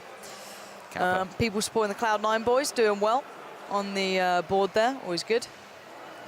Lots of German coming in. My German is still not good enough. I do like the way as well. People actually tweeted through loads of their really cool setups. Some of you have some amazing battle stations. Someone's gone for a bit of a cosplay. Oh, you did ask how people were watching earlier on. Yeah, there's some amazing setups. You guys have some really sick setups at home. And all the guys at home or at work watching it, love a bit of it. People kind of very happy still about Smack Shot, obviously. And Sosnovka, the Kings of Sosnovka getting the victory is making people very pleased. Mazzarini fans around the world be like. I have to give a big shout out to Luminosity as well. They really look after their players. Some of the tweets that you see coming out of the Luminosity account, game by game, doesn't matter what they're doing. And this full coverage on all their players, really, really high-end stuff. I too would like free things from an organization, but I will pick TSM. I like you, TSM. I too would like a hat. They do have amazing hats. Yeah, they do, right? They really do. Yeah. A lot of people are really, they like the baseball jacket. It's not for me. I don't like it myself. It's not for me. I actually don't like gaming t-shirts that much. Like, if any of you have ever actually played in any sport of any variety somewhat similar to this, or even just bought a gaming shirt, they are not very nice. Do you still have your infused ones? Yeah, still got them all. So the Yotech, the infused ones. Because a couple of them my name on the back, so it made me feel weird to throw them out. But the problem is, back in the day, you didn't get given more than one. So you'd go to an event, and by day 5, not smelling so great. Not, because they kind of, they're not breathable material. I've only been under one organisation. When we received our T-shirts, you could tell they'd been worn, and they would definitely pass me around. Oh, that's not nice. It can be safe to say that I did definitely get the wife to wash them. Oh dear, that's a bit rough, isn't it? It was fun. Oh. You've actually upset me slightly at the idea of that, but... we can't all be like you, and we can't all have names on us tops and be big and famous within the Call of Duty world. All right, yeah, big and famous. You know, sadly for us, on the PC scene that you probably didn't know about at the time, we weren't the loved ones by that developer. No. They went to the joystick, whatever it is you use. What would you call it? That would be a pad. A pad? A pad. I've got a notepad. That's about it.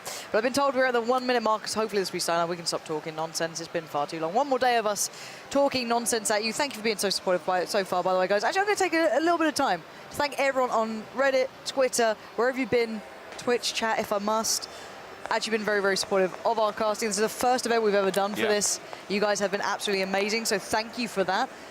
Constant feedback. You guys know what you're talking about, and I always do very much appreciate you being involved and bailing us out of having to talk about nothing for several hours. Yeah, coming into this, I was quite worried myself. Obviously, you have definitely not letting me get away with coming from the console side, but totally different style of game for me, casting-wise, and just overall a different casting compilation altogether, and the amount of support that has come in for both myself and Pansy has literally been unreal. Reddit's been a beaut. The feedback's always there. We do take it on board. And it doesn't matter in what way it comes back. If it's negative feedback, well, it gives us something to work on. It gives us something and ways to improve on. And we do want to improve on it. And honestly, things are just going to get better and better. This game is going nowhere. It's here to stay. It's coming out on Xbox. And honestly, it's just, the sky's the limit. It's so incredible. It's so addictive. And it's just overall so damn fun. And you know what? It's been so far a pleasure to cast. It's really enjoyable. It is. It's up and down. It can go from 0 to 100 rather quickly. But I tell you what, that's the whole fun of it, and that's the whole point of Battlegrounds. You've got to take whatever is thrown at you. 7 seconds, the bird will be in the air, and we'll be seeing where these players will be dropped on the island. Here we go, then. All right. What are you feeling? Come on, come from... Do they all go in the plane and we don't restart? That's what I'm feeling. I'm feeling north. Is it going to come in from north? That's going to make me look like an absolute idiot. Oh! For the first time ever, my prediction has been right. Straight down the middle from the north. So, coming over, we got Severny, we got shooting range. Everything else that's in the direct line, we have Ruins, we have Pachinki, Rosshog just to the right-hand side. People will be moving to George.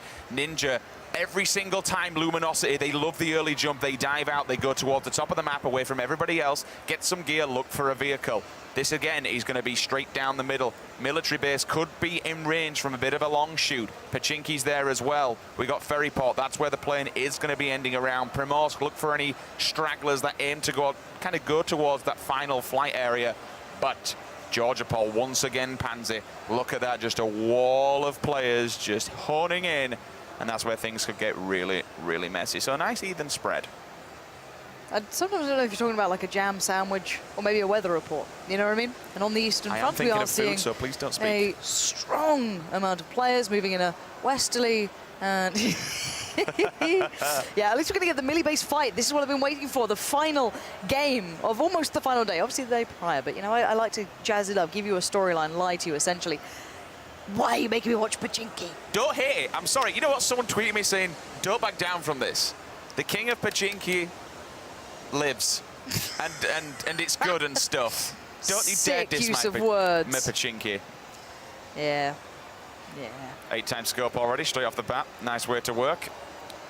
Wandering around, AKM straight off the bat. That's another nice start. Gather on full spray, make sure no one's around you. And look at this, 1, 2, 3, 4, 5, 6, 7, 8 players is that? Or can I not count? That's going to be 8 players, 4 teams all around the Millie. So that's going to kick off really soon. 3 teams already inside Pachinki. Romy Gassi, Mexican, moving his way through the garages. Now, I like these because this gives a nice kind of way inside the area at the back where you get the police station and stuff, and usually going to get a shotgun. There's a couple of chests in there. 9 times out of 10 you're grabbing a level 3 helmet as well. So it's a really nice area, but you got to be careful because as you can see now, look at that OG7 and Serenity. They're already up on Rust, so they're going to Do you mean Big Red? You call it Big Red, I call it Rust. Look, we're going to fight about this. Do you want me to go with Big Red? What about Big Rust? No. Meet me halfway. I like Big Red. The interesting thing is to see whether they got an AR or not. Yeah, you should be able to get one AR between the two of you, but it looks like the Panda Boys have managed to find out probably where Gassy Mexican is. So Ocean Serenity could play the extremities on this. They don't need to necessarily get involved. Only one shotgun being seen so far. They can back away and go to the apartments, get the loot from that. You should be able to find loot. It's a high-value loot area.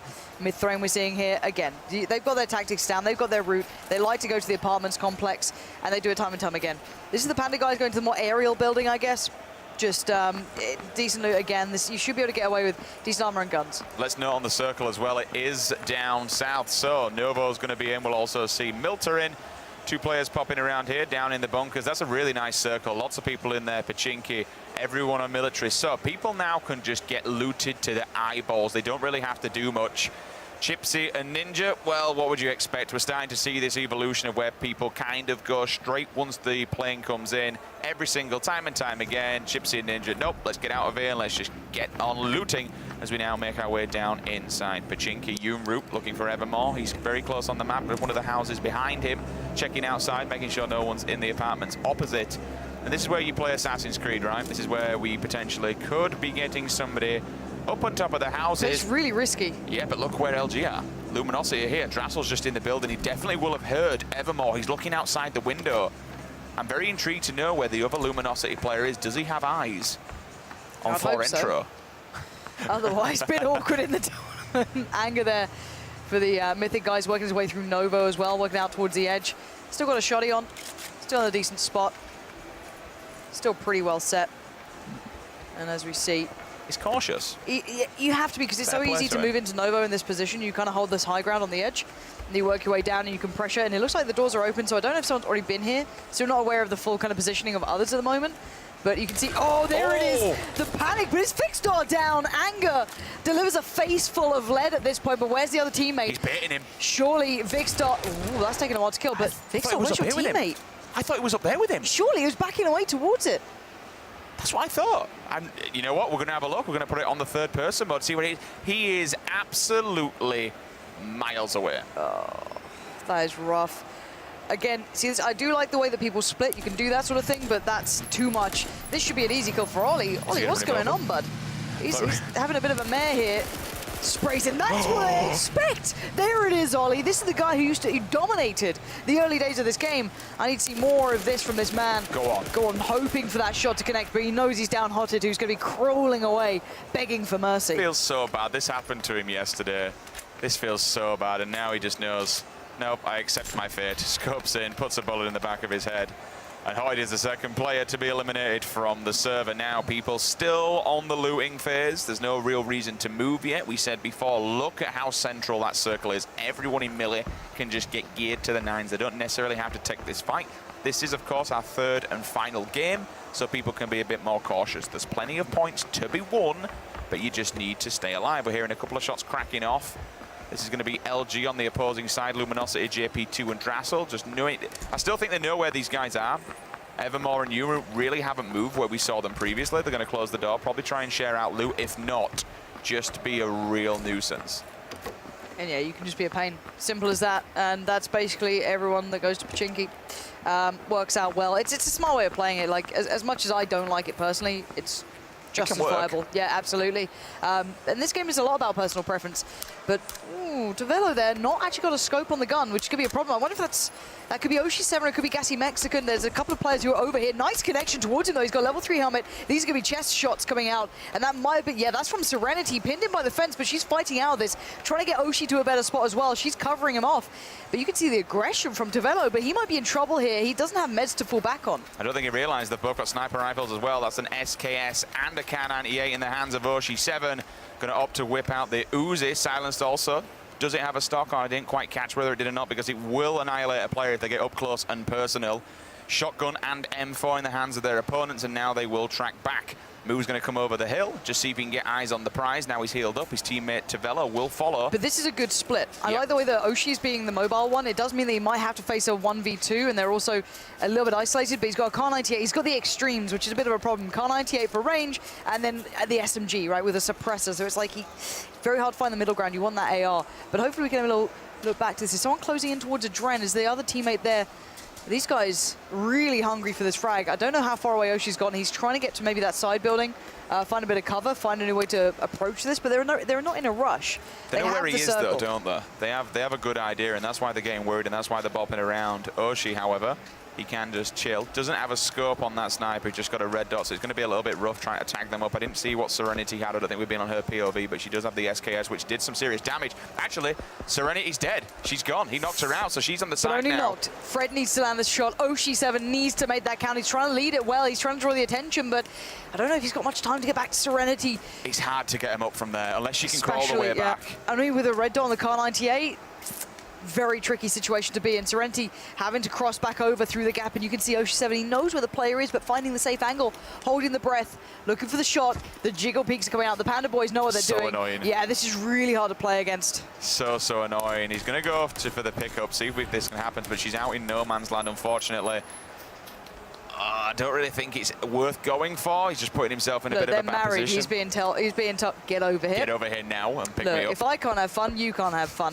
But it does mean that now Serenity is down. It's on to Oshi7 on his own here to try and fight his way out of this. They've been doing better since they've been going to the military area, but it's always tricky. You know you're going to get fights in that sort of situation. Now on board with Cake. Had a great day yesterday and the day prior, but this one's been a little bit quieter in comparison to that caliber. Up at the top at George, we saw many team down here. He's just keeping eyes on the windows, seeing if he can get any information. A little bit of a duck hunt going on. And that is because he does have a team bang opposite him and he knows it. He's just waiting for that information to reveal. And then he can call for help from his teammates. Moving to the observer, take a look exactly where they are. That's going to be an AKM and a Kar98 in play for the opposing teams. If they also see Cake, Cake will be in trouble. But I'll tell you what, look at his gear. My word, level 3 up to the max, apart from the bag, Scar in hand. So he can at least take a shot. If that Kar98 does find his head, but they will be stay forced alive. to move soon. Yes. That's the next thing. Lex and Flom back in the town that they know and love. So this is the battle of who moves first. There's not going to be that many car spawns. Julia again. I've actually been thoroughly impressed with Julia coming into this. She's been making a bit of a... I think, which game was it? It was when they were over in Yasnaya. She did really well. All around playing around the garage. Yeah, and I wish that was first person because it would probably gone a different way, but it is what it is. She's in the safe zone anyway. Not too much to worry about right now, but these guys are going to keep eyes on. Lost aiming there. Nice setup too. 4 times on that Kar98. A little peek out the windows. Good using of the lean as well. Pretty underrated, actually. Showing obviously less of yourself at this sort of distance and just kind of playing off the back of it. You can kind of jiggle out, wait for them to take a shot at you, you lean back in, and then you dominate the angle before they can get back in, so you get the safety of one shot. It's what you've got to do, right? It's kind of, I hate to say the word meta, but if you're not leaning around corners like that, if you are revealing your body, you're just straight up asking to die. If you do play this game and you want to do well in it, you need to learn how to use this. You need to utilize it, be able to look around the corners, creep, keep your body tucked behind a wall, but still get some information, try and get the angle. Because if you just throw yourself out there, your chest's an open target.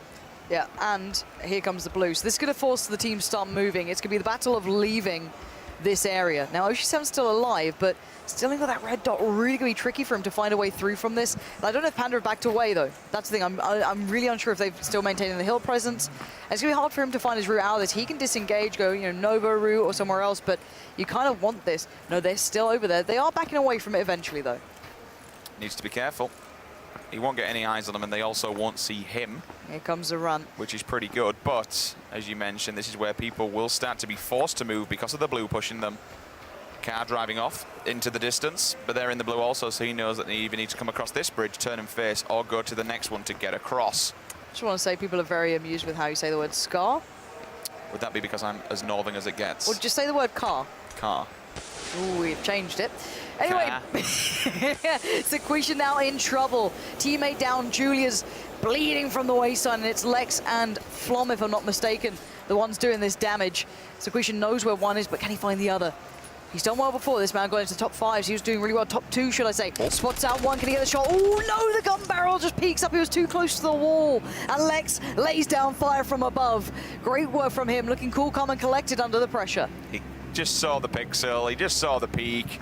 And down he goes. Gets him in the headshot, and he will finish him off. That's 2 kills. So both of them wiped out. And now they can just go and see, loot the bodies, and just say thank you very much. But look at these people. Outside in the blue, making their way in, bobbing and weaving, ducking and diving. Stone Mountain, though, I like how he's standing his ground. He's waiting until they come closer, then they don't have the option to run to the cover. As soon as they get through this blue zone, hits one, you see the blood. I don't know why he's gone this early. Could have waited, couldn't he? Because now they've got the hill cover. One, if you want to loot it, it's a million miles away. He does have a level 3 vest, level 2 helmet. Clearly well geared, but I'd have waited a little longer on that one personally. Of course, the grass will not render at that distance for him, so he gets the clean shots. But here we're going to go back on with K-Kim, still trying to escape Georgia Pole at this point. And it looks like he might just be suffering on this one. And his teammate actually found Chipsy. This could be problematic for Luminosity. With Chipsy going down, it means the Ninja will be all alone, if I'm not mistaken. And that means really there's now big. Possibility for other teams to get in there, because they just needed to get to like top And look at how 30. damaged he is, Pansy. Oh, Lord above. This could be really problematic for Luminosity. They're in a really good spot to get into like the top 2. Maybe claim it back off Cloud9. They could have really pushed this one, but right now, unless Ninja does something phenomenal down the line, he's trying to this heal could be through over. it. He's just trying to bandage like mad. We'll see in the kill feed if he does eventually go down. Meanwhile, we drop down to the boatyard. We'll just see him here. M4, 8 times, trying to take some pop shots. We'll see if he lands any. Lands one. I see blood. Daze takes out Stylish Noob. We'll also see Tavello. He'll take out Gassy Mexican. Curvy Llama as well, so both of them have now fallen. And this is really where people begin to lose their lives. Circle starting to force people into different scenarios, force people together. But you don't want to stay out there too long. He's got a decent route to run through. Oh, Borg, if you hit that, my friend, I would be... Oh! He tags him. Oh, if only. Go on. One more shot. He wants it, doesn't he? Why not? Imagine if he'd hit that in the head. Good God. I'll just give up there and then wouldn't you just give him the prize money? I'm done, fam. See you later. Yeah. Enjoy yourself. Lord above, that was very nice. You know what? This is kind of what we mentioned yesterday, though. Borg he's a very exceptional player. He's been hyper-aggressive. His aim's incredible. He knows how to lean a shot. And if you know how to lean a shot, then it's worth taking. So let's have a little look quick at the circle when we get a second as well. I want to see where this is closing in towards. It looks like it's heading slightly further down south. Everyone's trying to get their houses now, and oh, Lord. This could be Cloud9 denying another team. Any more tags going to come out? Any chance for it? No. Actually, let them get away. Didn't see them cross away from this. Now he does. Lines up another. Oh, another. Was that another tag? I don't know if that was dust or blood. It was, I'm not sure, but either way, it was close. This guy is doing really well so far. And there was a tag. Look at them. They're both damaged. That is so sick from this guy. 2 tags with the Car 98 moving. I've got to say, I'm thoroughly impressed with him. That's the sort of aim and the ability I want to be seeing more and more and more. Now, the circle is closing in towards the northern side. They're kind of very much a central point of this island. And I actually really like this circle. It's going to kind of keep the plateau in it, the one in between kind of Pachinki and the open middle area between field, I guess. You're going to see people playing out of Ruins. I'm glad it's not in Ruins. Ruins is absolutely murder to watch at these sort of environments. I hear the Car 98 shots going off the distance. Not sure who that one's with, but it's Interrogate right now, laying down fire. Coming out of Milter, it looks like at the moment, kind of near farm still. And yeah, he's got a bit of cover, got himself a shack, and he's just going to be locking it down. Yeah, you could see the amount of gear he had as well. He had a level 3 helmet, level 3 chest, and he did the 8 times on the Scar. We'll take a quick look at some of those shots. Oh, Yeah, this was it again. So let's see the Look hit. at that. It's the next one, is it? It's this one? Can't remember, my See the brain's blood. stupid. It's really tricky to see.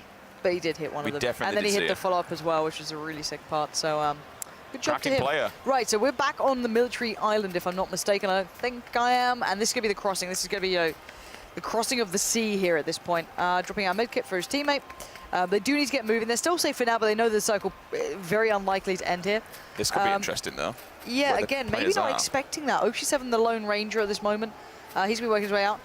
Can we have a little check on with Muzelkit on the bridge? I want to see if he's, again, on top of the bridge or not. You can see the players leaving Novo side of things as well.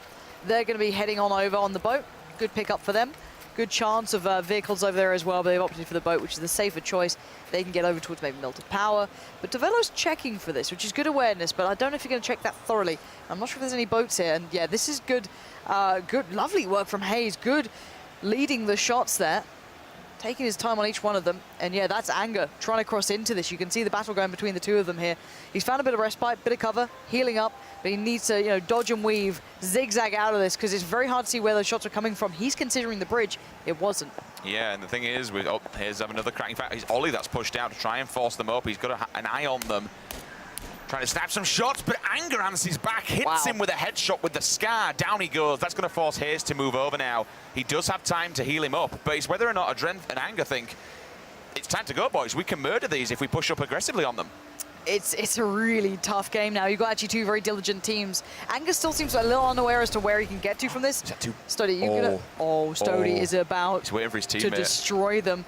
You've got the vertical advantage. You've got it all. Lay it down. Here we go. Sprays in. That's Roms down. Looking for the follow-up on the teammate. He's going to get the tag, but not the frag. Backs away. He's got time. He doesn't need to rush this. Oh, 60. What is that shot? Vertical just destroys his helmet. That is perfect play from this man. This is one of the guys to come through the qualifier, so you can expect very good individual play from him.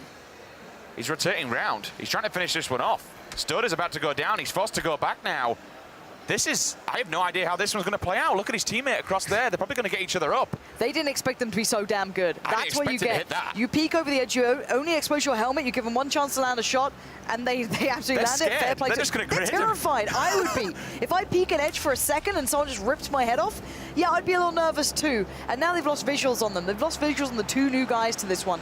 Chipsy down there as well, spots them again on the rocks. Oh, takes down Roms. Roms is wounded. He's the walking wounded at this point. So hard for him to do anything here. So again, spamming out the nades. For them, if they get out of this situation, it'd be a miracle. You're literally walking up a hill that's so hard to get out of. These guys have the advantage on every single front. So again, if they manage anything in this one, 60 to me, you're an MVP for landing that shot on Stody. I don't expect you to do anything else. I don't, but we could have the same scenario as we saw a few games ago, where if he just stays there, then maybe they have no idea where he is. They could potentially walk away and say, okay, behind him in the boat. Wait, are they swimming? That's Cross and Drifter. They're just chilling. Yeah, but they're going to have to move over here. They are swimming this way. This is the way you get up to this. Sixty can use them as bait. Right, here we go. I don't know if Sixty doesn't know this. So let's get into the what-ifs, maybes, and all of that jazz.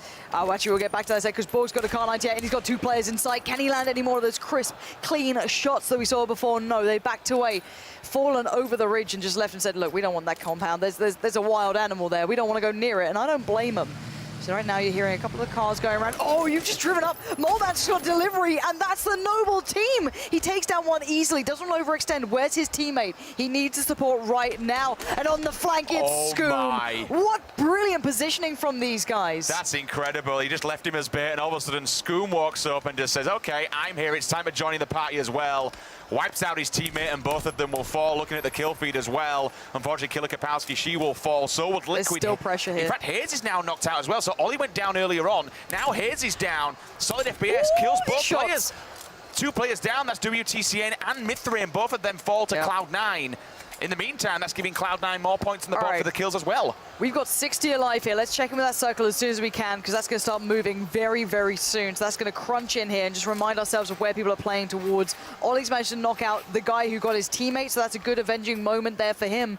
But Borg is surrounded on all fronts. He's got a lot of ammo to play with, so that's not too bad. And yeah, we're going to see a big crunch. Look at that TSM cluster as well towards the middle. This is Ollie still fighting away towards the very south side, just on the ridge, or excuse me, just on the coast. So again, nading out the windows, going through it. I'd love to check in on TSM if we can, see how that battle's going down in the central area here, because this could be quite sporadic. There's going to be a lot of different battles going on, lots of different line of sight, and nowhere to retreat to. So you've got to just claim your stake right now for ground.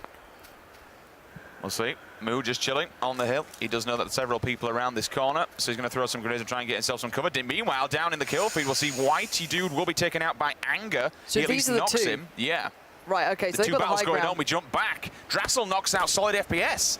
So that's LG once again going up against C9. We saw previous TSM though, the lockdown on the beach. We got Panda here, we got Moo and Tavalio. MPR, he at least nails Moo pretty hard. Now we force him back into a corner. This is what TSM do best. They just push out, they smell blood and they want it. Breaks on full auto, and his teammate just got punished. It's all on break to deliver. He needs to come up with the goods right about now. No tags on the first, he goes in. The spray, he gets completely outdone. Panda destroy TSM. That is huge work for them. They accept the challenge. They say, bring it on, boys. TSM, unfortunately, they will fall. Meanwhile, in no man's land, Oshi7's still alive, and he's found himself a crate here. I wonder. I don't see any, like, is there anything in it? Dropped loot on the floor. Yes, an M24. That's great. No, do you know what? He's playing the survivalist role. Go get him, Oshi7. I'm down to watch that. Now, what are we seeing over here? We've got Flom in a bit of a battle. Still what seems in the blue, so he's got a while to go. Because, look, he's a million miles away. Where is Flom? What is it? How is he still here? I think he's been chased, and that's why he's really weird. Did I just see Ninja go down? I think I may have just seen something happen there. I saw Ninja. I'm not sure if he got the kill or not. It'll be very interesting. I'm pretty sure that means from the side he's been at, he has actually died. And if he has, that means Luminosity could potentially be out of the running for the win here. This gets incredibly tense now. It's all about the more kind of established teams within that top 4, top 5, not getting into the same similar positions. If new players do that, then we're in trouble. Oh, Moomin could do everything in this. He's going to take down one. That's Evermore knocked, not dead. He's got a teammate still alive. That's Yunru. It's all on him. Can he get the tag? No! Great work. Kill. 1v2 there, playing out from behind the rock. Stunning, stunning stuff. And now the rest of the Panda Boys need to start running. We know that these guys are back to the wall with lots of pressure here. And Stoner just get a bit of a glimpse. He knows how to work at range. Let's be honest here. That's a bit of the battlefield tricks coming in. Can he land the shot, though? He's running out of time. He's not really adjusting for the drop. How far is he zeroed? Only 100. And there we go. Tags are coming in. Knocked out player trying to find some cover. Still got a little bit of breath to play with, but he's going to be under pressure soon. So he needs to back away and consider it. He does manage to take down Lost Aiming in the end. Once again in the kill feed, guess who's getting headshots with a can anti-A? It's the man, the myth, the legend that is Borg. He's been playing so well. Stutter does take out Lost Aiming. Here comes the aggressive push. They want the kill. They just smell blood. The aggression is pure with these guys. All right, show us where you got, Borg. If you're going to make these plays out of the safe zone and you want these kills, go get them. Look they at are. that. Maybe they're running low on ammo. Maybe there's a reason. Maybe there's a method to the madness. But all I know is this guy is getting on the board here. They're playing out their mind. They want to secure this victory. And yeah, they needed the ammo. They've been taking pot shots at everyone. They've been taking everyone down. So why not? And again, we fall back to the situation down to 43. The next circle going to become a factor very, very soon. You can see Panda having troubles way up towards the northern side of things. And this is going to be going, looks like again, down towards Mumino. At this point, he's been doing really good work here. Slow side of the circle sits with him, so he's still only got a short way to run. The thing is, though, while he's doing this on his own, he's causing problems for all the other teams that are at the top there. He's just making things even more interesting. We're seeing here, Sweater knocked out. Excuse me, Sweater knocks out one person, so they're in a bit of a battle themselves. Here comes the Borg blue. finished him off, but now he's forced to move. We'll go across there. Does take him out. Stoder answers back, takes out Moon Knight with a headshot. 2 kills, though, coming out of here from Mayhop Wanda as we see him moving forward. He needs to run. The health is ticking away. He's in the blue. He's got 1 stim on his back, but he could be running into a lot of people just waiting for him. All right, the Panda guys are basically saying we want to keep our backs to the blue so we can keep some safety, but there's a man in the water being a real nuisance, being a pest. That's their main threat, but for now, they're safe within the zone, but everyone else is running in. We need to keep tabs towards that as well. If we miss out on these guys, that might be Oshi7 in there. No, it's Muzak, and Oshi7's off towards the eastern side. He needs to get into the safety zone here. Back on board with Mumino. He's still doing damage. He's still trying to work his way in, though. He's going to be careful with blue, and he is going to get another kill here. Great work from him. Running low on ammo, but still well within the fight. Cautious, aware. He knows there's going to be more people around here, but he has the high ground, and he's actually pretty well set for now. But let's see this one. Everyone towards the south needs to move back up north. This is the crunch point. This is a big chunk of the buildings with cover still in it. Otherwise, we're going to be out in the open. This is going to be great. The big next kick is going to be down by those rocks. When that time hits about 1 minute, maybe about 30 seconds left, they've got to start moving. Plenty of fight going down in the kill feed. We're about to hit 30 players remaining now. We will see Mumino. He'll try and get healed up, which he does indeed. Back to full health. Double stims on as well, so he knows he can run and get that speed boost. Moving down, though, Scoom knocks out Spygeo with an AKM. Several more players dying. Finally, Lucy May. Hunkstaben as well. He'll also go down from outside the play zone. And now we just look at this. Oshi7's all tagged up. I'm guessing he's also outside the play zone. If not, he should be dying any minute. Look at this. Borg killed Jihadi as well. They're making a little fort. Are you serious? They're making themselves cover. This is smart from Liquid. If you're out in the open, you've got nothing else to work with, give yourself something. And we're seeing the kills come through right about now. This is what I mean. When there's about a minute on the board, the crunch comes in and they start having to push into the buildings. All the northern side players are being swept aside. Flom goes down finally. He put up a damn good fight. Molman, why are you still carrying around gas? Like, what are you expecting to do here, bud? But still, 40 seconds and the final push will happen. They've got safety at least from the south to a degree, but oh, another shot from Borg. Do it again. One more shot should define this fight. He should be able to land this one. I doubt there's time to heal up. Oh, no, another tag. How? He still wants more, though. He will not relent. He will not stop. He wants it all. Again, a tag comes through, but he finally gets taken down. The spam from the SKS does enough, but it's down to Sweater. Single fire on the AK 4 times in hand. It's still very viable. He wants those one taps, but he knows he needs to heal. He has to stop for a second. 10 seconds until the blue. This is question time. Does he get his teammate? Does he run? Does he leave him? Does he take the fight? This is against LG, and they know that they're in an awkward predicament as well. Luminosity, they're just keeping eyes down the barrel in case he decides to try and make something happen, which he does. 8 times scope, they'll try and tap him. They've hit him once, so he will get pushed back. Meanwhile, all this is going down. The circle's slowly pushing. That means he may have lost Borg. I don't think he's going to be able to get him back up, because if he does, he'll just die instantly straight away, so he needs to run himself. Oh my god. Liquid's fort, though, unfortunately, it's getting demolished, and they've got nowhere else to go. If they try and run this,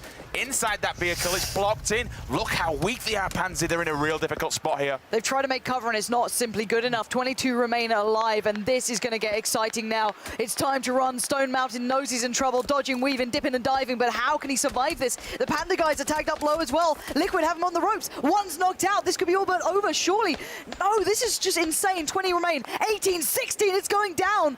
Moleman finally avenges everything. All that damage coming through, all those helmets he lost. He takes down Moo, so Panda now struggling. They're out of this one, down to 16. The new circle sits well with Liquid. But they're running low on ammo, they're running low on meds. It's these people that are going to be the issue, though. As soon as they come out... They've given nothing away. Absolutely nothing. They've closed the door behind him, and they're just sat in the shack chilling. As soon as they try and move forward, they could absolutely demolish him. Sweat is still there. We've still got this ongoing battle down here. We got Drassel. He knows that Sweat is still alive, and they know they need to be careful, but it's a 2-on-1 scenario. JP2 is still alive. He does have the SKS. He does have it fully kitted up as well. This is a really nice split. This is a real... this is a normal game, at least in my eyes. You're seeing people playing on the extremities well, getting into the early rotation, something that Cloud9 are very good at. We're seeing it with Chappie here, early rotate to a good spot in the map. We're going to see Liquid doing the same thing pretty darn soon as well. So you can see them aware of what's happening. Maybe Scooms noted a couple of players, maybe spotted out the guys that we thought could have been the danger factor. They smoked them out and they've got to move soon. They have no big meds left. They've got to start running. And here we go. Here comes the trader. Here comes those rotates. They know the time is ticking down to 20 seconds to the new circle. And we might just have them proning down and praying and hoping that no one sees them. But there's still players far enough away who'll have high ground who can spot them here. They're just chilling. They do have the smoke behind them, which gives them a little bit of cover from the rear, and they do obviously have the Defilator here just so they can at least hide for a little while. Meanwhile, JP2 still got Drassel on his tail. They're working as a team, but they've been spotted out in the yard. We can see them there. They're going down. They're all Needs to land the shot. One gets knocked at least. Akok comes in, 2 kills. See you later. He will fall. Spygear is no more. And that's what you get for staying in the shack for so long. There's almost no cover here as well. They're moving into a circle where it's going to be a hell of a lot of fights. Sweat is up for the challenge. You can see his movement coming into factory. He doesn't want to open up because he'll give away his spot, but he's going to have to make his mind up. Do I take the fight? Do I try and get into the circle? There's going to be someone right in front of him. He needs to do it right now. Oh, Sweater, he waited too long. He was trying to play it to the right time. Now down to 10. This is going to kick off. Scoom still in this one, still fighting it out. Liquid are staying alive as a duo. This could be their game. They have the ground. They have the safety of the zone. Andy's watching the push out from the buildings, and the players in there, you know that they're going to hit. You're feeling this one. Forzen can be revived, but does he take the risk? This is so dangerous. There is another option for them to go, but it would mean running through the blue. They'd have to go out the back. They're still in it. They're just on the edge. They need to come out. They are going to take so much damage. Comes around the corner. One peeks. Look how little health he has. He needs to get medded up rather quickly. If he attempts to take a fight, one bullet will seal the deal on this man's life. Forzen was begging for help then, and Andy just looked at him as he died. He's not going to take the risk. He's not worth it at this point. Down to 8 now. He knows there's still 2 players in there that are close by. He's got a Molotov. This could be huge. That goes right in the window. To go. Does that go through? No, it didn't go through, I'm pretty sure. So again, they stay alive. They don't burn to death as we speak. Look how trapped they are, Lauren. They need to run through this. They'll lose so much health coming out of here. They've got to take, they're fully stinned up. They've got to go now or never, but they have to get past Andy. That's the big problem. Andy can take the stim. He's going to wait for this. And here we go. One shot girl gets out the window. Andy spots it. He sprays. He gets the kill. He gets the second. Stack goes down. He's playing out of his mind here. 6 kills. He wants this one himself. But we still have Mumino in this. We still have the Liquid boys in this. There's so much to be played for. 6 alive now. But unfortunately, Liquid, they do have the circle for everybody else, so they're just going to happily accept any single challenge. Mumino once again knocks out Moments. That's Liquid going down. Unfortunately, they answer back. They take out Mumino himself. Now things are getting really interesting. Scoom grabs another one there. You just saw it down in the kill feed. Can he get Moment up? But look at these guys proning. Is it even worth going for? You kind of want him alive at this point, but if he goes for the commitment, there's the 2 players proning on the Defilade. They're playing the long game here. If they spot him out, that could be it. He can see them though. Oh, Andy can see them all. Oh my God. He spots the edge of them. He's got to move in. He has to move into the open and take a gamble, take a risk. Oh, Andy is going out of his mind right now. 7 kills and he will not stop. It's a 1v2, I'm pretty sure now for him. How can he position? How can he find the smart angle? There's so many options. There's so much room available. Does he know where they are? Can he find them in time? Spots out one, trying to crawl his way in. It's going to be down to the 1v1. Nade comes through. He needs to back Andy. Run away. Don't get hit by the nade. Readjust. It's now down to the 1v1. Andy is on fire as we speak, but the spray comes through. Where is he? Oh, he gets it! Hiding in the ground! grass. He spots him, puts a bullet in him, and finishes it. Incredible work from Andy Pyro, staying alive so long, watching the houses, waiting for people to challenge. What a way to win that game. Amazing Absolute work. beast. Amazing plays, amazing shots. Jesus Christ, how that did he guy. cap that guy just in the grass? Woo, woo, woo. Andy, you know what? But you know what? Damn. To add to this, another team winning, this is just going to mess up the stats even further. I have no idea who has won this event. Good luck, admins. Have fun. I'm not getting involved into that. This shot, though, this final shot. Word. I didn't see that guy. Imagine if he had the different colored level 2 helmet. That could have been different. You could have seen something different. That stood out, but Andy played out of his mind. Yeah, beautiful play from that boy. I don't know what more to say. We hadn't really seen him doing that sort of damage until this point, but he came alive. He played patiently. He decided to let Forsen die, and it clearly was the right choice. He was on about 5 HP, maybe 1 minute previous to this. Stood his ground, got his health back, let his teammate die.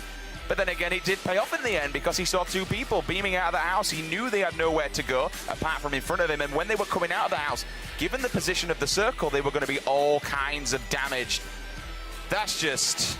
yeah, incredible stuff from this man. That is a very well-fought battle and a very deserved victory in game number 3. But in the long term, in the long scheme of things, it may not necessarily be enough. But this table is going to be wild.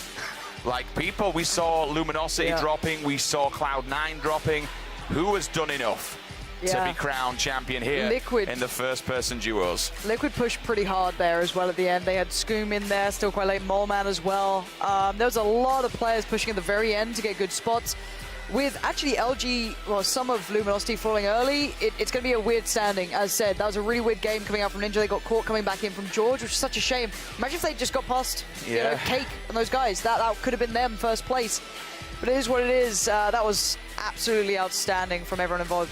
Big moment for Andy as well. Coming into this, probably not as one of the players you'd instantly look at as like, all right, he's got to, he's going to be winning this one. But no, he played absolutely sick. Here you go. You get to watch it again. That's what it's about. That's the feeling you get. Oh man, that's got to feel good for this guy. And of course, losing his, teammate. So they managed to stick together for quite some time, but then just letting him go and thinking, all right, I've unfortunately seen you die now. But there's a reason why I've seen you die. I've left you alone. And that's because I need to stay alive myself. I'm going to stand the ground here. I know where these people are. I'm sorry, my friend. Your life is worth this one. And it was indeed. It was worth the win. It got him the victory. But I'll tell you what else got him the victory. Those shots at the end, it was incredible. His pinpoint accuracy with the AKM, with the silencer. My God. Catching that guy at the end, just lying down in the grass. I can't believe it. What a fantastic shot. It was amazing. Very, very well thought out. Very well played. And we will get the final standings, and we will find out who is going to be crowned your victor at the end. We are just waiting to find out as we speak. And yeah, we can have a little look down. I think they're just kind of mulling things over right now. You can see Andy there. Young guy, obviously. Just got to be feeling incredible for this guy at the moment.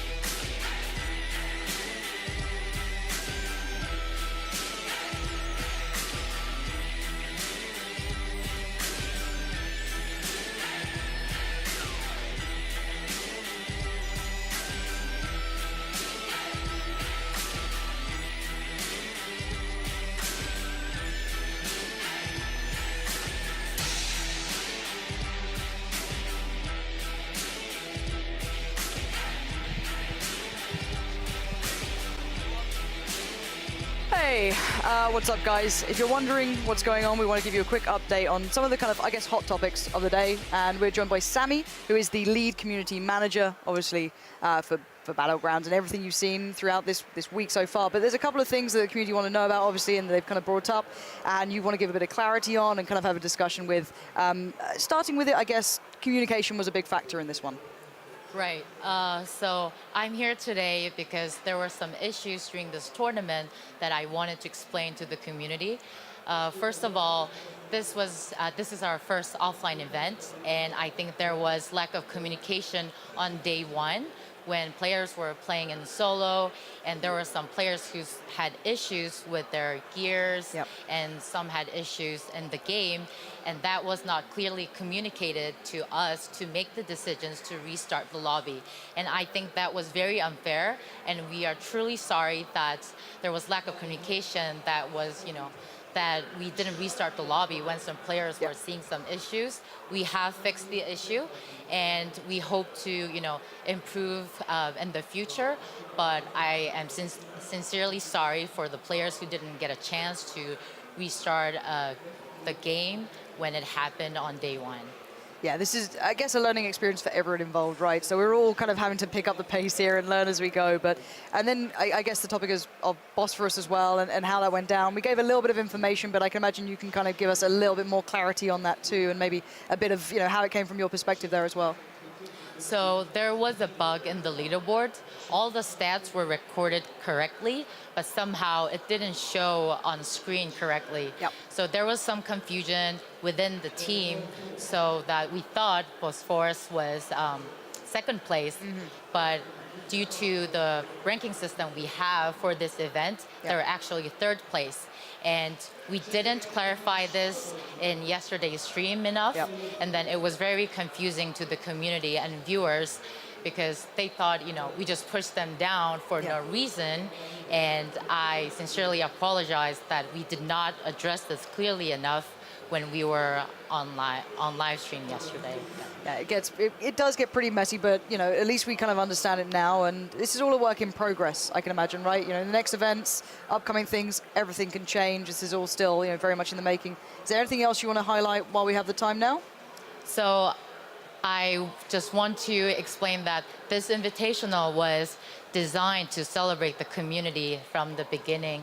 And we still wanted to do it, although our game is in early access, because you watch videos of players playing our game, and they really enjoy it. And I heard so much feedback from the community that we need a PUBG invitational, and I wanted to, there were only good intentions, and we do know there are some, critical bugs in the game, but we thought this would be a good opportunity to meet our community in Europe, because we never went to Europe to meet our fans and players. So we wanted to take this opportunity to, really reach out to more people and, invite players to enjoy the game. But obviously, this is our first time, and as the lead community manager who designed and planned this event, I feel responsible that our community owes an apology, and going forward, we hope to improve whatever we do with our players. And of course, I also heard from the community that a lot of players who are not part of Twitch or Mixer or YouTube want to participate and show their skills. And that's like something that we want to celebrate more. Definitely. And I do feel sorry that we didn't know we were going to have the community we have now a few months ago. So we want to apologize to those people who are disappointed, and we hope to improve a lot of the things in the future. Yeah, for me, I've got to say as well, coming into this, we've seen some of the guys, even in the early days of the community, playing those open qualifiers, coming to this and winning it. So you do have a great community behind you guys. But obviously, speaking of everything that's been said and done, we still need to head to a very short break. But when we're back, we can celebrate the winners of this final game. We got to see the first-person perspective that I'm a fan of, by the way. She's very serious. I'm still very excited about first-person perspective being in this one. It's been a good day. We'll be back in just a sec to see who's won the event and catch up on all the information.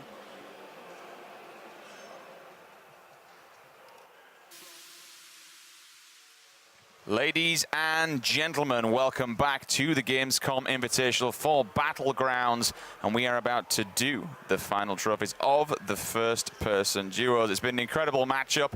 We saw how hyped things really can get, and I'll tell you what, Pansy, all in all, how it's all panned out, it's just been an absolute just a real treat to not only watch, but cast also. Yeah, it's been incredible, and we've seen some amazing moments from these guys. For me right now, my MVP for at least today has been Andy. That final game from him was outstanding. I'm pretty sure the performance he put up basically took them to the top 3 here. Nothing more to be said than that. Obviously, Forzen there alongside him. Just keeping Twitch chat happy? No, I'm kidding. No, Forzen did really well. And they actually did so well to get to this position and put up the numbers they've done. And then moving into the guys that I guess everyone's loving seeing, the Copenhagen Flames. These guys were the part of the qualifiers. Yep. They were the ones in the kind of second place position when it was down between them and Cloud9 in those fields, in the wheat, prone down, this incredibly tense moment. Great stuff from them. Considering they came into this, they looked cool, calm, collected. They played the game well. But overall, credit where it's due to the Cloud9 guys. Chappie played brilliantly as well. They both did.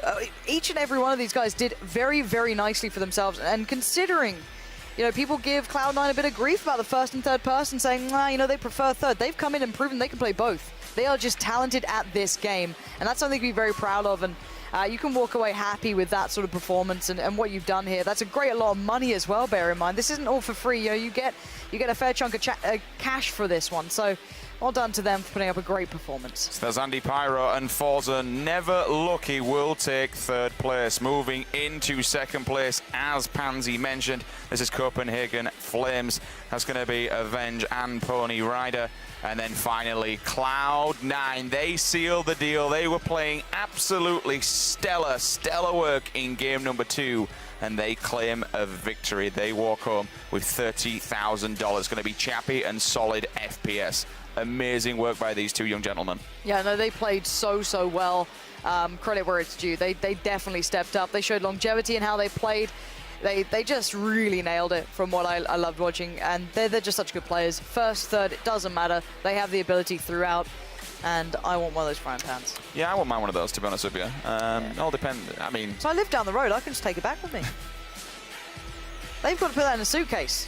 I tell you what, the weighty. The cast iron, them bad boys. They are. Oof. They are what's in game, if you know. Yeah, no trying that around the back of the head, boys. Let's be all nice and. I don't think it's going to make a dink. It's going to do damage. No, they do look amazing. But this is going to be a great moment for the Cloud9 guys. They've delivered in the mode that people thought they wouldn't be so good at, but they've shown they have abilities throughout this game.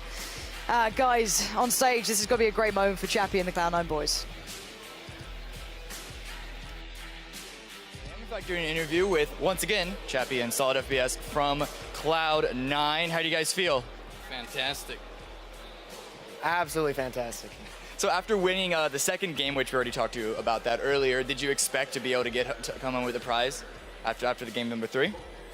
We just knew that we had to get good placement game 3, and the guys that were right below us, it was pretty close. Just hopefully pray that we get better placement than them that game. So that was the goal. All right, so on that game in particular, all eyes were on your teammate Borg, and actually across the previous 2 days leading up to this one, it was mostly Borg and Sweater as the two that are being looked on. How do you guys feel about? Do you feel like you maybe push your weight a little more in the team now that you've shown that you can actually take on the actual medal? I don't know. I'm gonna let you answer that. I'm just gonna say that we have a pretty strong squad, and we're looking forward to tomorrow. Yeah. What are your plans out tomorrow? What are your expectations? Hopefully placing the money again as a squad. I don't know. The goal was to place in every event, so I think we're capable of doing that, and yeah. How much experience do you have in squad competitions? Quite a bit. We play everything. Solos, duos, squads, we played all, so. So you're not worried at all? Nope. If there was any squad out there that you maybe the most worried about that you think is going to give you guys the most trouble, who would that be? I'd say Liquid. Yep. I would agree. Liquid's got probably one of the strongest rosters we know. Well, Liquid it is. They're coming for you. Ladies and gentlemen, your duo first-person champions, Cloud9. We're going to throw it back to you, Sims and Pansy, at the desk to close us out for today. Thank you very much indeed, Cameron, and congratulations once again to Cloud9. Great work by those two guys. They sealed the deal and they walk away with $30,000. But for the final time tonight, that's pretty much it for me and Pansy. We will be returning tomorrow, where we're going to have the squads match all kicking off. We move back to third person. Pansy's going to be really happy about that one. Love third person, I do. But we're going to be moving into the full fours. The teams are now going to be coming into their own. So this is where things could get rather sweaty. I think it's just getting more tactical. Engagements take longer. It's not just like a quick, done and dusted. It becomes a different game. For me, I think first-person squads would be my ideal to see here. Not there yet, obviously still very early days for it. First person still very new to this. But I think squads will show us what this game is really about and far more tactical aspects, utilizing the terrain more. And we'll see teams probably come into their own. Well, there you have it then. We will see you same time, same place tomorrow. Thank you once again for sticking by us. Thank you once again for all the kind comments and all the feedback. We very much do appreciate it, and we are taking it all on board. We'll see you tomorrow for the squads.